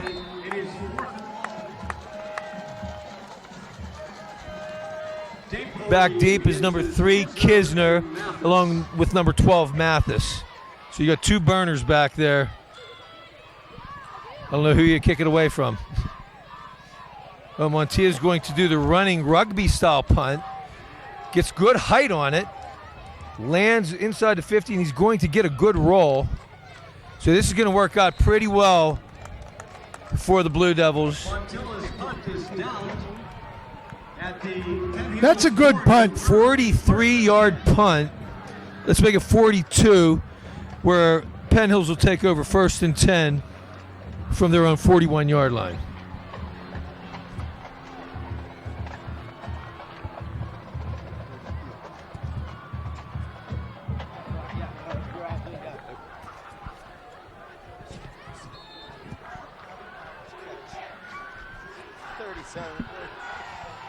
And here come the Indians, 1st and 10 from their own 41. Kisner at quarterback. Mathis motioning to his right. He'll fake the handoff and keep it up the middle, Will Kisner. number 3. Looks like Kazin and Grattan both in on the play. Stopped by number 33, Kraus. Also Eric Kraus helping out. 3 yards on the carry. That'll bring up. So you got to up Second the and Blue 7. Devils. I'm sorry, Denny. Go ahead, Sean. You got to up the Blue Devils defense stays home. The way they're running this offense, where they're using the entire width of the field, that's really the only thing you can do. And they've been effective at doing it. And it happens again. Number 15, the ball carrier, taking it to the left side is Zarius Britt. Tomasi knocks him out of bounds. Zarius Britt, the ball carrier, is driven out of bounds by number 6, Tomasi. But not before the Indians pick up a. Officials giving Penn Hills a sideline warning.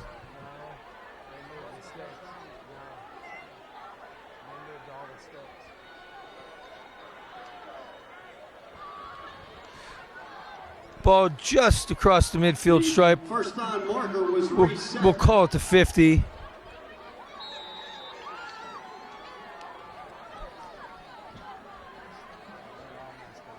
Fakes the handoff. Kisner keeps. Going to be close to a first down.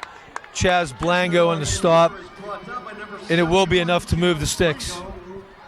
Kisner does pick up the Penn Hills first down. Now, there's a situation where you run a misdirection play. You got one runner going right, another runner going left, and Blanco stayed home. He was there to make the tackle because he stayed home. But enough for a first down as Penn Hills will take it 1st and 10 from the Mount Lebanon 46. Motion. And the handoff will go to Emil Frazier. He'll pick up about 4 on the play. Number 5. Eric Kraus along with Tommy Graham. Stopped by number 4. Also help from David Harvey. There was a pickup of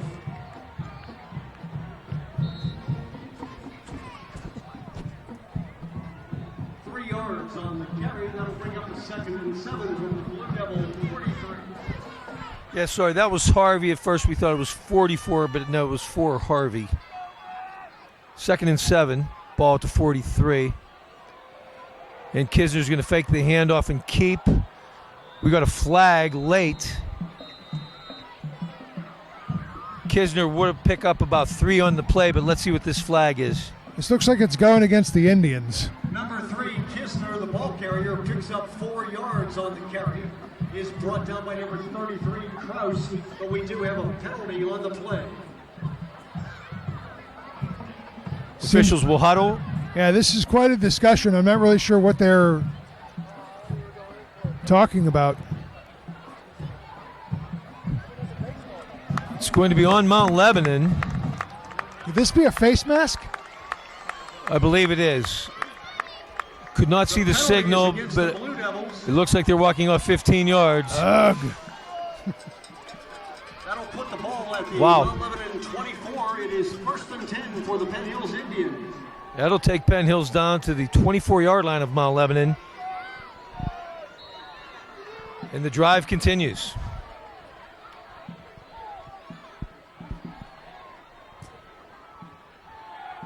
And it's Tarrant at quarterback now, being chased. Great speed. Cam Haley, defensive end, was in pursuit, and Tarrant just ran away from him. Good gainer. Going to be close to a first down. Tarrant's not just the backup. He threw 2 touchdowns last week when the Indians played Central Valley, and he's got speed. He's there. He's also a wideout for this Penn Hills team. Good point, Sean. He has 3 rushing touchdowns in the game and a half that he's played as well, along of 40 yards. However, it is Kisner back in now, but we have flags before the snap. I'm guessing false start. Yes, it'll be false start on Penn Hills, so it'll take them back 5. So it'll turn a 2nd and 1 into a 2nd and 6. Against Penn Hills, the ball is set back at the 20. That'll bring up 2nd and 6 for the Indians. Let's see if the Blue Devils defense can tighten up down here in the red zone.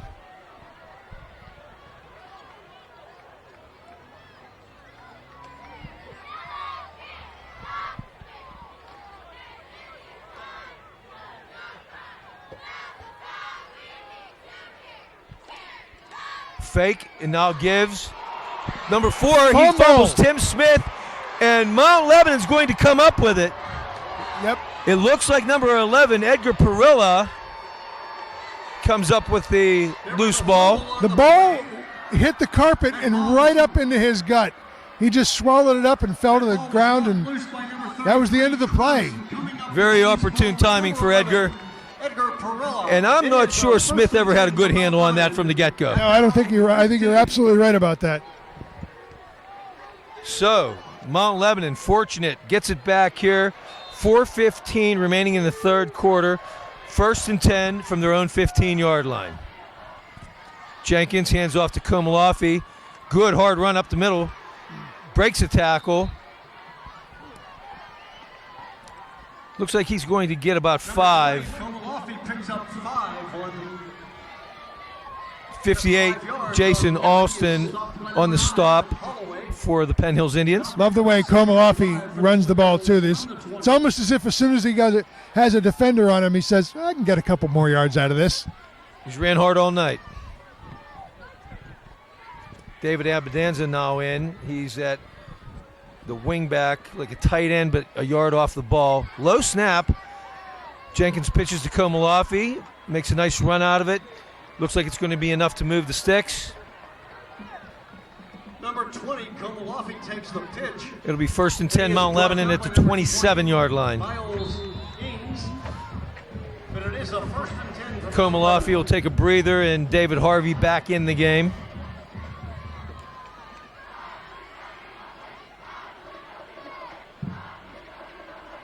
Harvey takes the pitch. He's going to look to throw, though. Jack Young downfield. Oh, he's just overthrown. However, number 6, Gene Robinson for Penn Hills did have good coverage on the play. I don't think we fooled anybody on that one. That's a variation of something they ran earlier where they didn't throw the ball, but the Indians were ready for it. Good call, Sean. Second and 10 from the 27. Ticket, please get your ticket ready. We're going to call the winning number here momentarily. You got a bunch to the left in Bayer, Young, and Moeller. I'm sorry, Young is to the right. Oh, quick pass to Pat Moeller, in and out of the hands. Luckily, falls to the turf. Number 5, Moeller. Number 12, Malik Mathis, was waiting right there. 10 from the Blue Devil 27. The ball fell harmlessly to the turf, but I think there were more than enough people in this stadium that thought that was a catchable ball for an interception. Well, Lebanon trying to figure out their formation here. Moeller and Tomasi, both slot men, went from the left to the right, back to the left. So we got 3 to the left, Jack Young to the right, throw over the middle. Jenkins looked like he hurried that one. He was looking at Moeller, and it was a very low throw, and Moeller was not even looking yet. So I don't know what quite happened there. So it'll bring up a punting situation, 4th and 10 from the 27. 15 Montilla on the punt. Kisner, along with Mathis, deep to receive this punt. Number 15, Montilla. Need to tip this field position game right now. Montilla once again, the running approach to his punt. A high kick, but short. It's going to take a Penn Hills bounce backwards. It'll be down by Harvey around the 45-yard line. So that'll only be a 28-yard punt, where the Indians will start 1st and 10 from their own 45. We got an Indian down on the field. It looks like number 36, Cam Jeffries. Jeffries has been a bit of a playmaker tonight, a couple of tackles. So that's not a guy you want. It looks like he's cramping up. Could be. Yeah, both him and Mathis have played well tonight for Penn Hills, keeping this game close. I should mention that a couple weeks ago, when Penn Hills played Upper St. Clair, they had 3 guys out with cramps. And which makes me wonder if this isn't part of the training regiment that's missing. They have so many guys with cramps. And that was a game that was sultry that night, so cramping was understandable at that time. Tonight, it's a little, there's a chill in the air. You wouldn't expect to see cramping. Well, he is struggling getting off the field. However, you could be right, Sean, because it doesn't look like a knee or an ankle. But yes, he has provided some action for them tonight, so they'll take over 1st and 10 now at their own 45-yard line.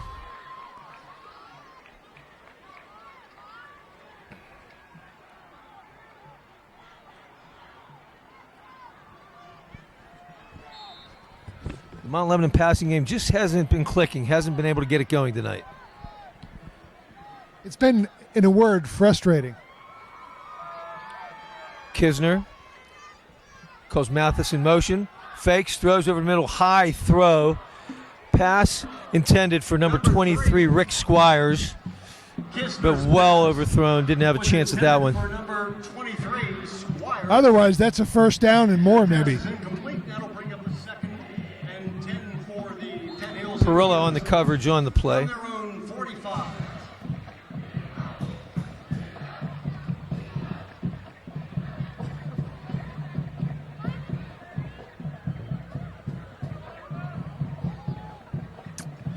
Penn Hills, slot left, but he's going to bring the receiver in motion. Britt fakes the handoff to him and keeps. And Kisner will be brought down by number 55 defensive end Cam Haley. Kisner is dropped for a loss by number 55. He'll lose one on the play. It'll bring up a 3rd and 11 from his own 44-yard line.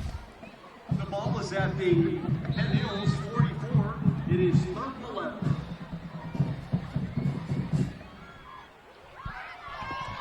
I have to say that one of the keys of the game, as we pointed out from the onset, is to keep the big plays to a minimum. And except for the 2 big plays on the scoring drive by the Indians, the defense has done that. Kisner throwing down the middle, complete. Nice throw On a short post to number 23, Rick Squires. Edgar Perilla brings him down, but after a first down to the Mount Lebanon 35-yard line. On the tackle is number 11, Perilla, and it is a 1st and 10 for the Indians at the Blue Devil 35. Good game. Penn Hill's threatening again. Kidner's going to bring Mathis in motion. He's going to hand off to Mathis. Good hard tackle by number 51, David All, coming up to make the play. That's the way you teach tackling. Don't launch. Don't become a missile. Wrap him up. Shoulder down, wrap him up, drive him to the ground. Number 66, Kazin. Give him 2 on the play, brings up a 2nd and 8 from the 33. 2nd and 8 for Penn Hills at the Blue Devil 33.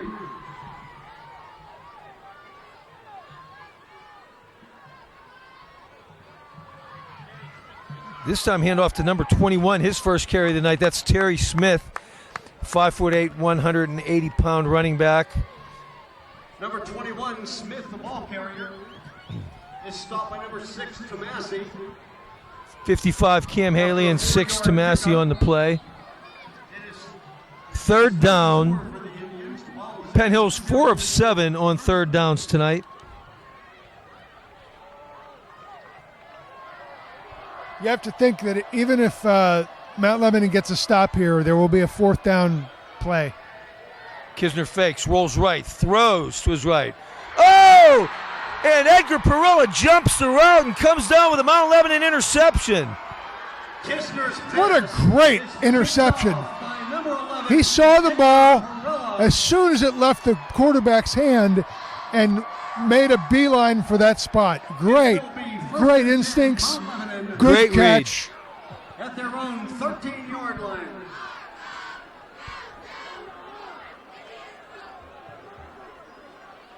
Boy, that kills the momentum. The intended receiver, number 1, Julian Major, just limped off the field. Not quite sure what happened at the end of that play, but he was the intended receiver, and like we said, Perilla making a nice adjustment on the play to jump the route and get the pick for Mount Lebanon. Ball at the 13-yard line. 1st and 10, 32 seconds remaining in the 3rd quarter. Let's see if Mount Lebanon can put together a sustained drive and put even a couple points just to make it interesting. Good point, Sean. It's going to be a direct snap to Harvey. Get some nice running room. Snap, and he is brought down by number 23, Squires. He's going to pick up, I believe, 8 on the play. Make that 9. 2nd and 1.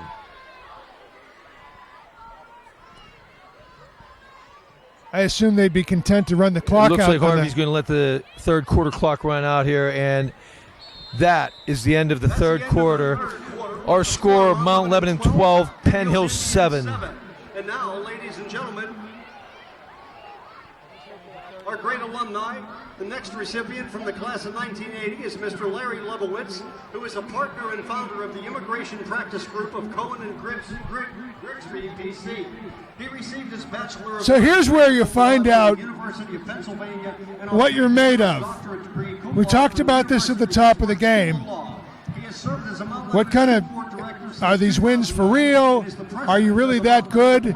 Well, here you have a lead, and it's a lead that can disappear with one play.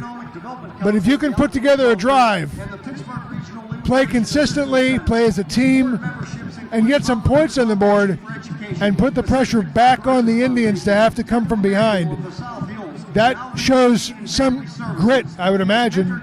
As a coach, you'd be happy to see that. Agree, Sean, and a nice sustained drive and putting another touchdown on the board could really make it tough for Penn Hills to come back at that point. With our passing game struggling tonight and David Harvey having some good hard runs along with Komalafi, I would think the recipe might be a good hard running ground game on this drive. Yeah. Let's see what happens. I'd like to take a minute here to thank our staff our spotter, Jack Kazora, our statistician, Tony Rinaldi, doing a fantastic job for us here tonight, providing the spotting and the numbers. And we also have Tyler Bloomling in the booth tonight, who is one of the Mount Lebanon team official statisticians. So him and Tony are teaming up, doing a great job together, providing numbers for the broadcast. David Harvey out of the Wildcat, the ball carrier, and he's going to get enough for the first down on the play. So let's see if Mount Lebanon can eat some clock here while getting a good sustained drive and putting some points on the board. Kraus is a sidecar. Harvey, looks like they busted right through the line. Hard to believe they weren't offside, but Harvey has a good run to the right. Another first down. Good gainer. There's a flag down, Denny. Oh, did not see. We got a flag down around the 41-yard line. Let's see what this is. I just might be going against Mount Lebanon. Wow, that would be a shame. That was a nice run by David. But we seem to be walking backwards. He was knocked out of bounds by number 36, Jeffries, but we do have a flag on the play. Looks like illegal use of hands. Blue Devils, the call is an illegal block. And they're going to march it back. Wow, that's a shame. After a good first down run, they're going to march it all the way back to the Mount Lebanon 29-yard line. It looked like Tomasi may have blocked kind of a blind block. This week, the boys remain in first place in the section. Yeah. Good luck to our boys golf team.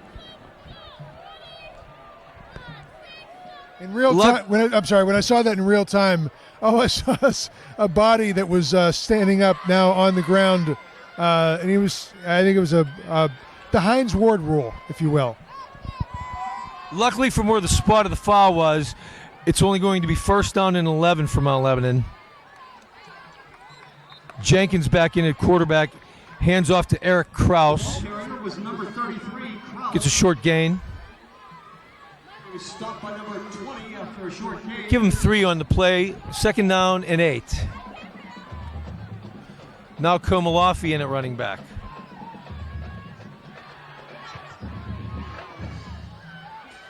And he'll take the ball. Nice run to the right.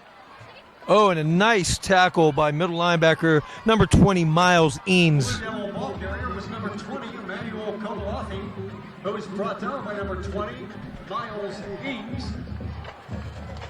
Going to bring up a 3rd and 2. This is a convertible position to be in.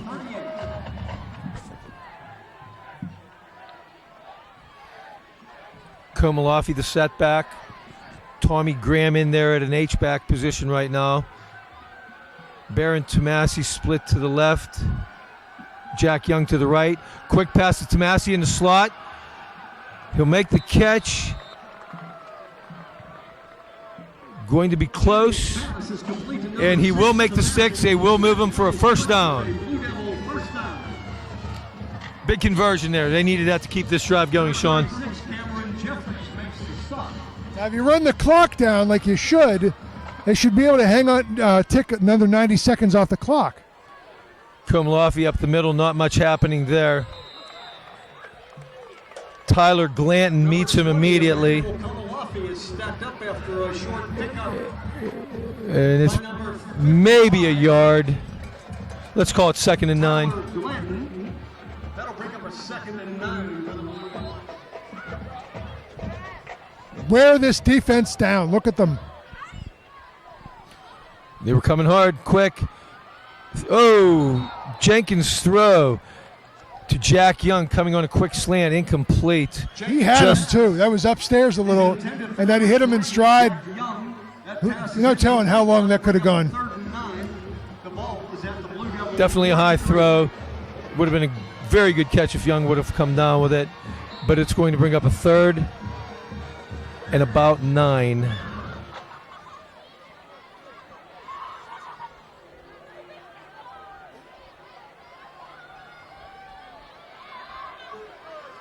Jenkins, long count. Straight drop back, looks across the middle. Intended for Nate Bear. A nice defensive play by number 6, Gene Robinson stepping in front to knock it away. Was intended for number 9. And the Blue Devils are going to have to punt it away. I like this decision. Kick deep, pin them back, and let them fight their way. Number 15, Garrett. Montilla back out to punt. Deep for the Indians. Mathis Kisner. and Kisner both deep to receive. Montilla with the running approach again. He bangs this one. Nice punt. Let's see if he can get a roll out of it. It's going to be down at the 15-yard line. 42-yard punt, no return. A 42-yard net, exactly what we needed there, and it'll be 1st and 10. Penn Hills with 9:01 remaining in the game, starting from their own 15. Tyler Glanton for the Indians Once again, the limps off the field. He does not look like he is a healthy football player right now. If you have He's been banged up tonight. please come to the press box. 21 Terry Smith now at running back for the Indians. It's going to be Mathis coming on the reverse, though. Another nice run.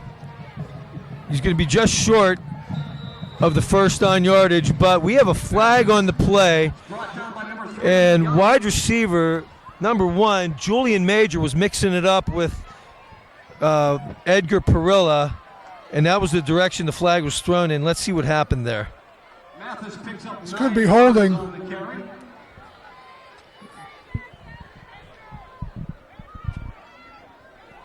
Waiting for the call.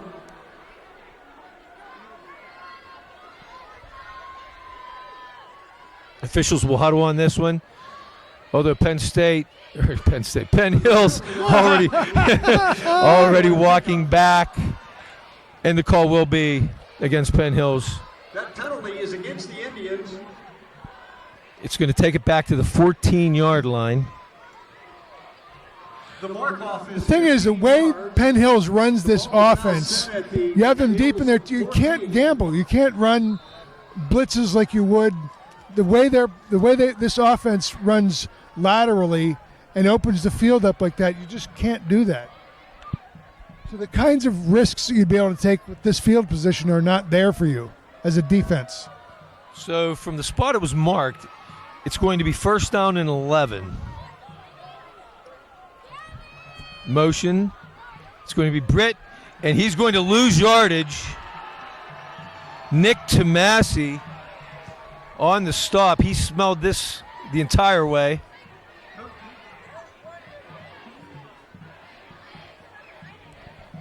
I don't know, Sean. Penn Hills has gone to that play about every other play now. Nick Tomasi.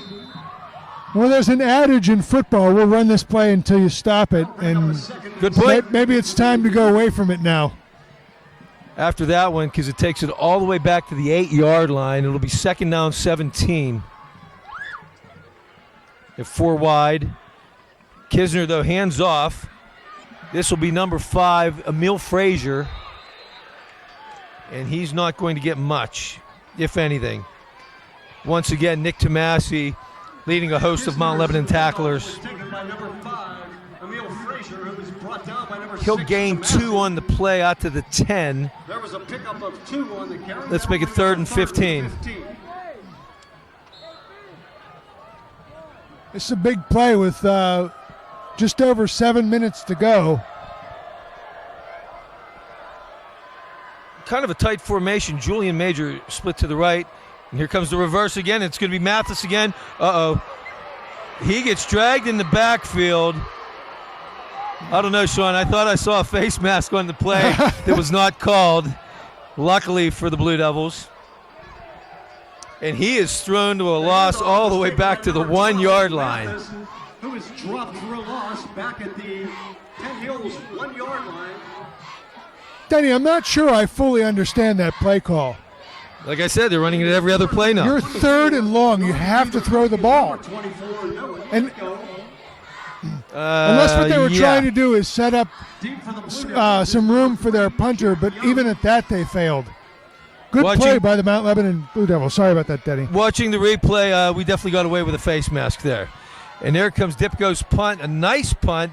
Jack Young will make the catch at his own, or at the Penn Hills 35-yard line.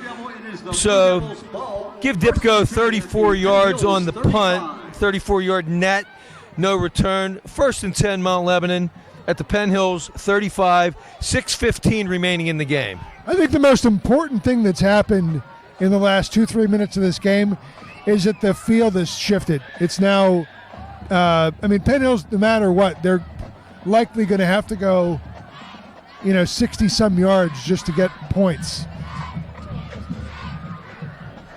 As I said last drive, I'd like to see Mount Lebanon go to the running game here.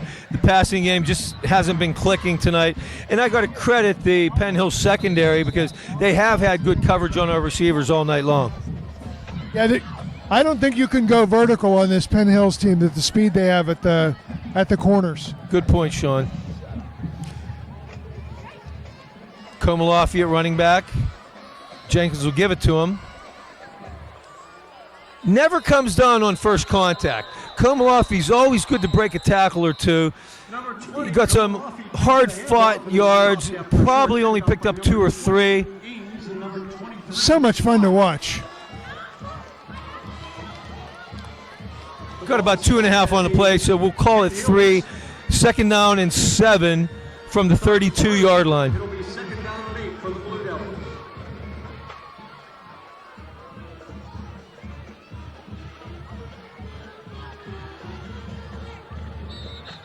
And we got a flag. Somebody Probably going moved. to be a false start here on the Blue Devils, which it will be. And that'll negate that short gainer by Emmanuel. On the play, it is illegal procedure against Mount Lebanon. That'll bring the ball back 5 yards.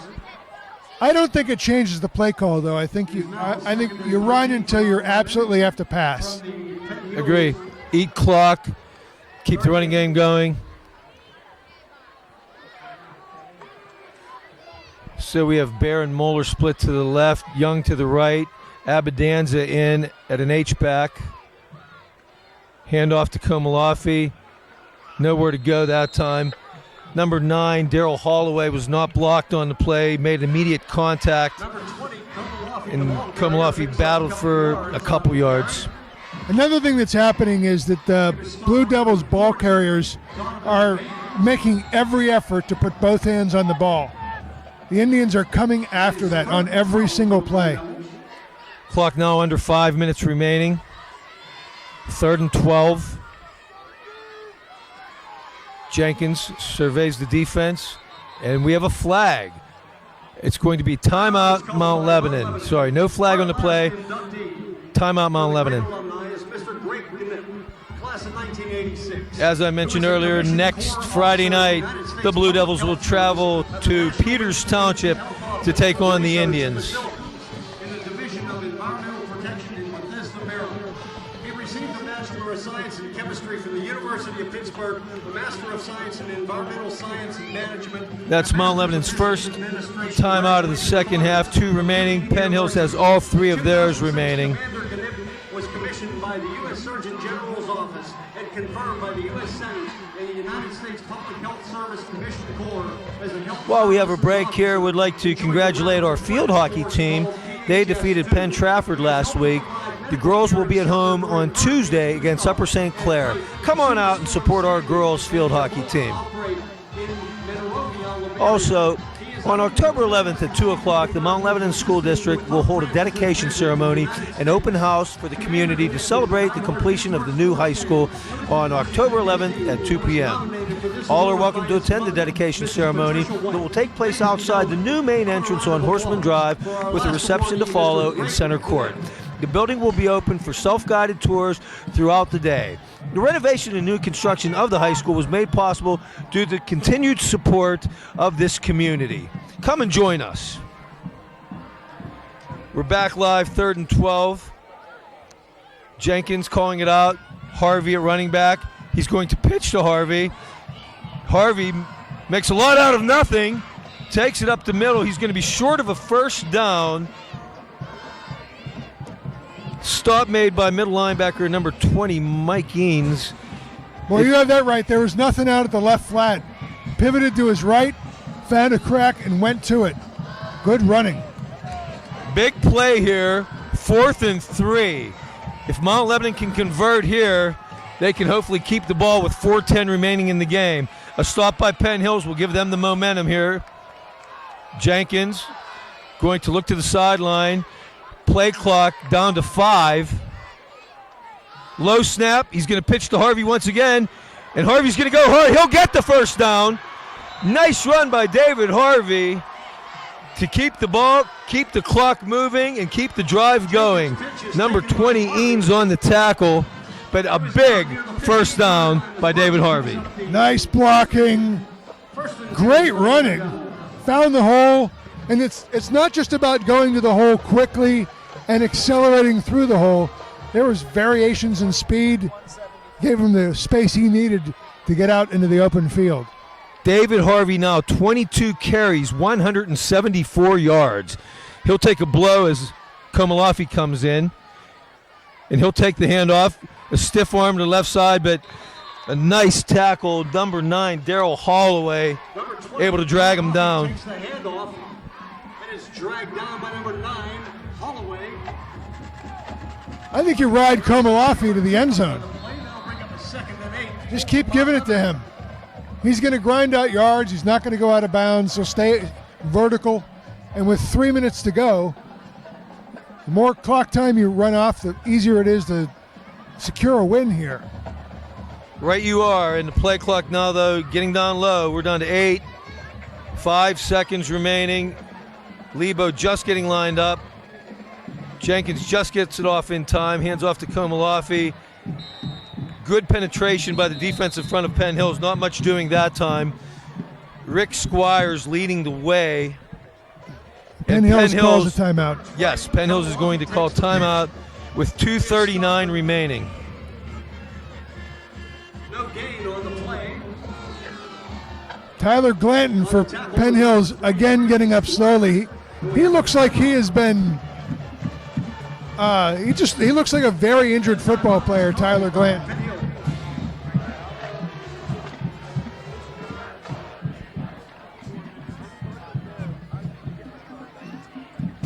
We do not have a 50-50 winner yet, so I'd like to call this ticket number once again. If you have this number, come to the press box. 178230. 178230. I do hope the coaching staff is emphasizing hang on to the football with both hands. It looked like Komalafi in the last carry was a little too nonchalant with the football, which worried me. And this will bring up a 3rd down and 8. Mount Lebanon 6 of 12 on 3rd downs tonight. Edgar Perilla now in at running back.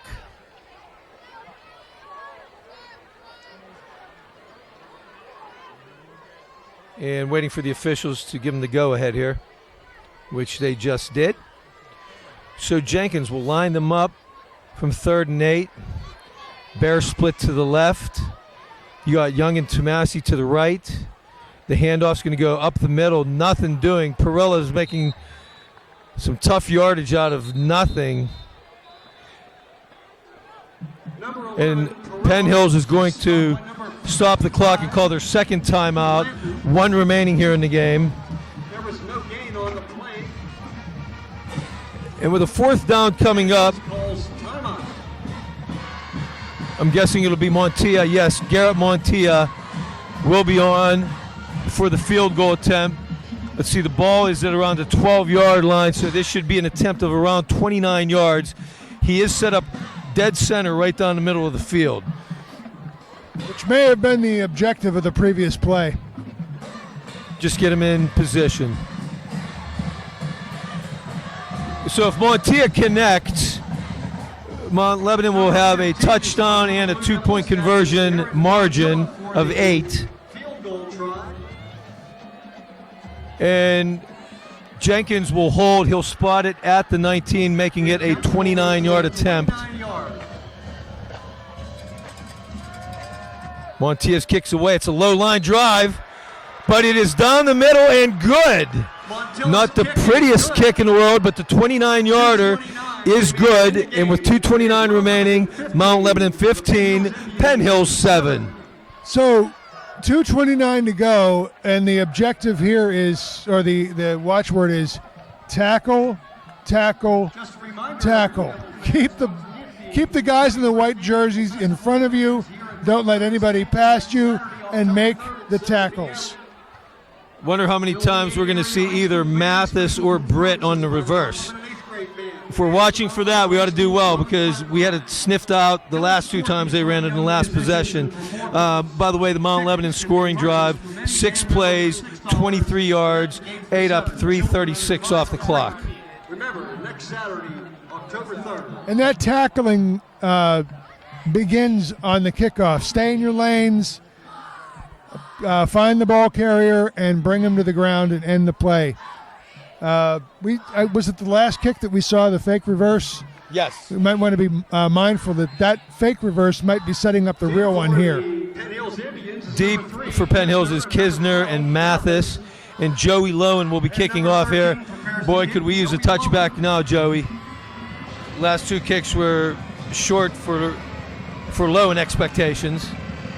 And he's going to kick another short high one. It's going to be taking it to 14. Almost trips up over his own player, but it's number 4. Tim Smith brings it all the way to the right side. Lowen's kick was taken by number 4, Tim Smith. Looks like 7, James Stalker was in on that, 23, along with Naylor. number 23, Johnny Naylor. First and 10 for the Penn Hills Indians. The ball is at their 30-yard line.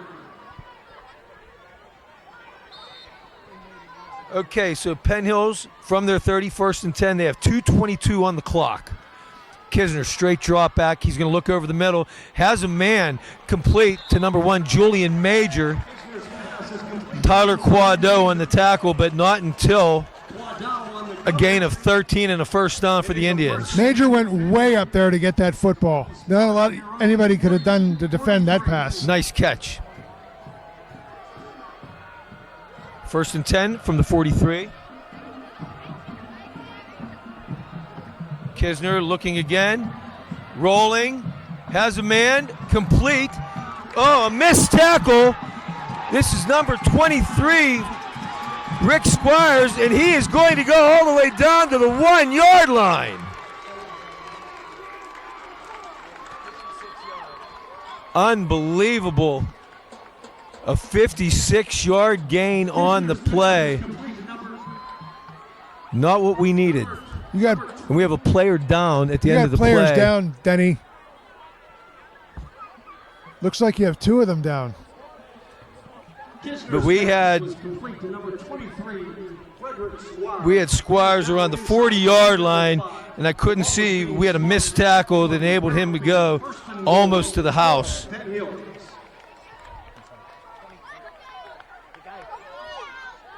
Looks like you have the ball carrier. Squires is down. Who else is down? Trying to identify the injured players.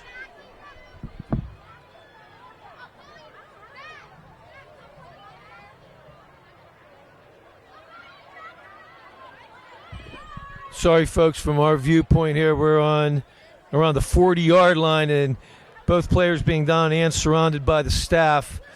As soon as we can identify, we will pass it along to you. And it was Squires who had the big gainer, was the player down for Penn Hills. Still trying to see who the Mount Lebanon player is. He might well have been gassed. It is Tyler Quado, and he will come off for Mount Lebanon. It is first and goal for the Indians. The ball is at the Blue Devil 1. So they take it all the way to the 1-yard line where they'll have first and goal. Eddie Jenkins now in at defensive back in place of Tyler Quado. So here we go, 1:48 remaining. First and goal at the 1.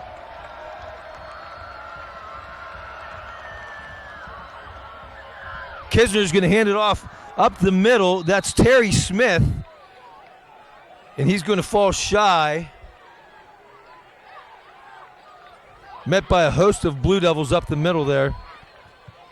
That Blue Devils defensive line doing a good job pushing back so that the ball carrier couldn't get over the pile or through it. Smith is stacked up by number 65, Ratton. That'll bring up a second. Second down and literally inches from the goal line.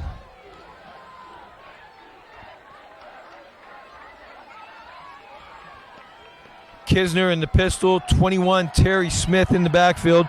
Although Kisner hops up under center now. He's going to try to sneak it in and nowhere to go. The Lebo defensive front stands him up. He may even lose a little bit on this. Well, that defensive line did a great job sniffing that out. They knew exactly what was coming. He will lose a few feet. He's still around the 1 yard line, though. Chaz Blango led the charge for the Blue Devils, but the entire defensive front held strong on that one. And Penn Hills just used their final timeout.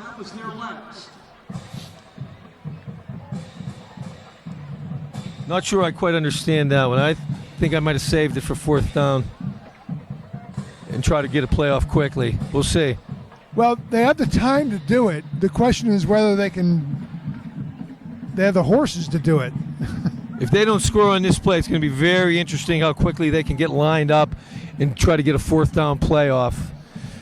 I would assume Penn Hills coach John Peterman may be giving them 2 plays right now to take to the huddle. As if they don't score on this play, you're going to have a running clock. Definitely enough time to get another play off, but who knows what confusion might be on the field at the time. So here we go, folks. Third and a long one.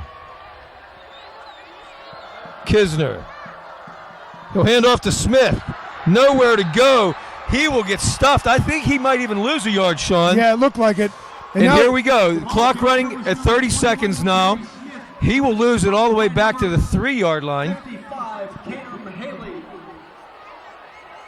Fourth down. Kisner, and there's going to be flags before the snap. Mount Lebanon called a timeout. Timeout, Mount Lebanon.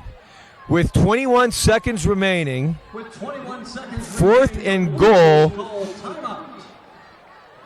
Let's call it the 3 yard. The scoreboard says 2 yard line. This looks more like the 3 yard line to me.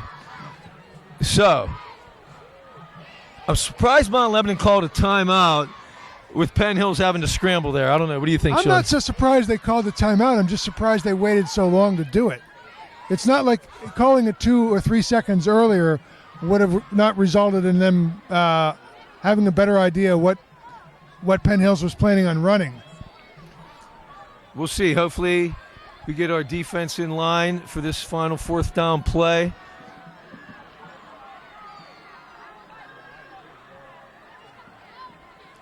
I think we'll see a reverse. Well, it's almost a certainty that you'll see Penn Hills line up in the pistol formation. And the problem for Mount Lebanon might be that at the 3 yard line, the pass play is in motion. They've had little success up the middle, but here we go. Kisner rolls right, looks, and he will be tackled in the backfield. Number 55, Cam Haley, will drop Kisner for a loss. Kisner rolling to his right, trying to find an open receiver, couldn't find anybody, and Cam Haley stuck it to him and will take over with 14 seconds remaining. What an outstanding coverage in the end zone. No place for him to throw the football. Nobody opened, no land available for him to put the ball and have somebody get to it. It was just great coverage. And give it up for the defensive front, too. Guys with hands up. The only way you make that pass is a lob, and I'm not sure that would have worked either for them. It is first and 10. Well, 14 seconds remaining. Hopefully we're Jenkins lining up in our favorite formation, the victory formation. He should be able to take a knee, and that'll be it. And he does. And the clock's going to run out.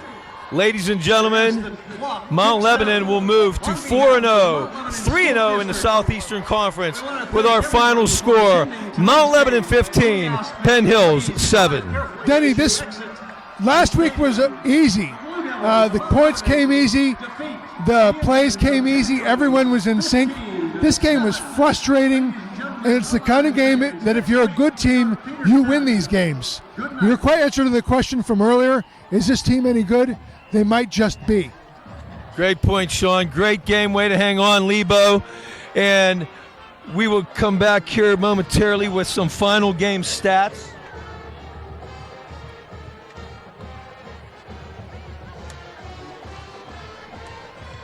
Leading stats for Mount Lebanon. Eddie Jenkins, not his normal performance tonight as we've seen in the first 3 weeks. As we said, Penn Hills secondary put up a great performance tonight. Eddie ended 10 of 20 for 73 yards, no touchdowns, 1 interception. Leading rusher, David Harvey, 22 carries for 174 yards. And I'd like to mention our next 2 running backs also with nice evenings. Komalafi, 14 for 51. Perilla, 10 carries for 49 yards. Receiving, our leader was Nick Tomasi, 6 catches for 38 yards. Garrett Montia with 2 field goals on the night. For Penn Hills, Billy Kisner ends up 6 of 13 for 171 yards passing, a lot of it coming on that last completion. At running back, Tim Smith, 8 carries for 35 yards. And receiver, Major, the big catch there at the end, he ends up with 4 catches for 94 yards. If this team is celebrating right now, and I maybe you can talk about this too, Denny, but it strikes me that if you're celebrating this kind of victory, it's because it didn't play the greatest game. It wasn't fluid. It was frustrating at times, and you had to grind that out. And so in some ways, winning a game like this is better than winning the kind of game they won last week, which was a blowout and not contested really after the first quarter. Right you are, Sean, and I will say it's good revenge after losing 41-21 at Penn Hills last year. Penn Hills a very athletic team, but I think Mount Lebanon won it tonight in the trenches as Penn Hills was absolutely unbelievably unable to move the ball up the middle tonight. So hats off to the Blue Devils going to 4-0. Next Friday night we travel to Peters Township and would like all you Lebo fans to follow us and support us next Friday night. I'd like to thank our staff, our spotter, Jack Kazura, our statistician, Tony Rinaldi, my partner, Sean Fogarty, doing a great job tonight. I am Denny Pastufka saying so long from Mount Lebanon Stadium. Our final score, Mount Lebanon 15, Penn Hills 7. Good night, everyone.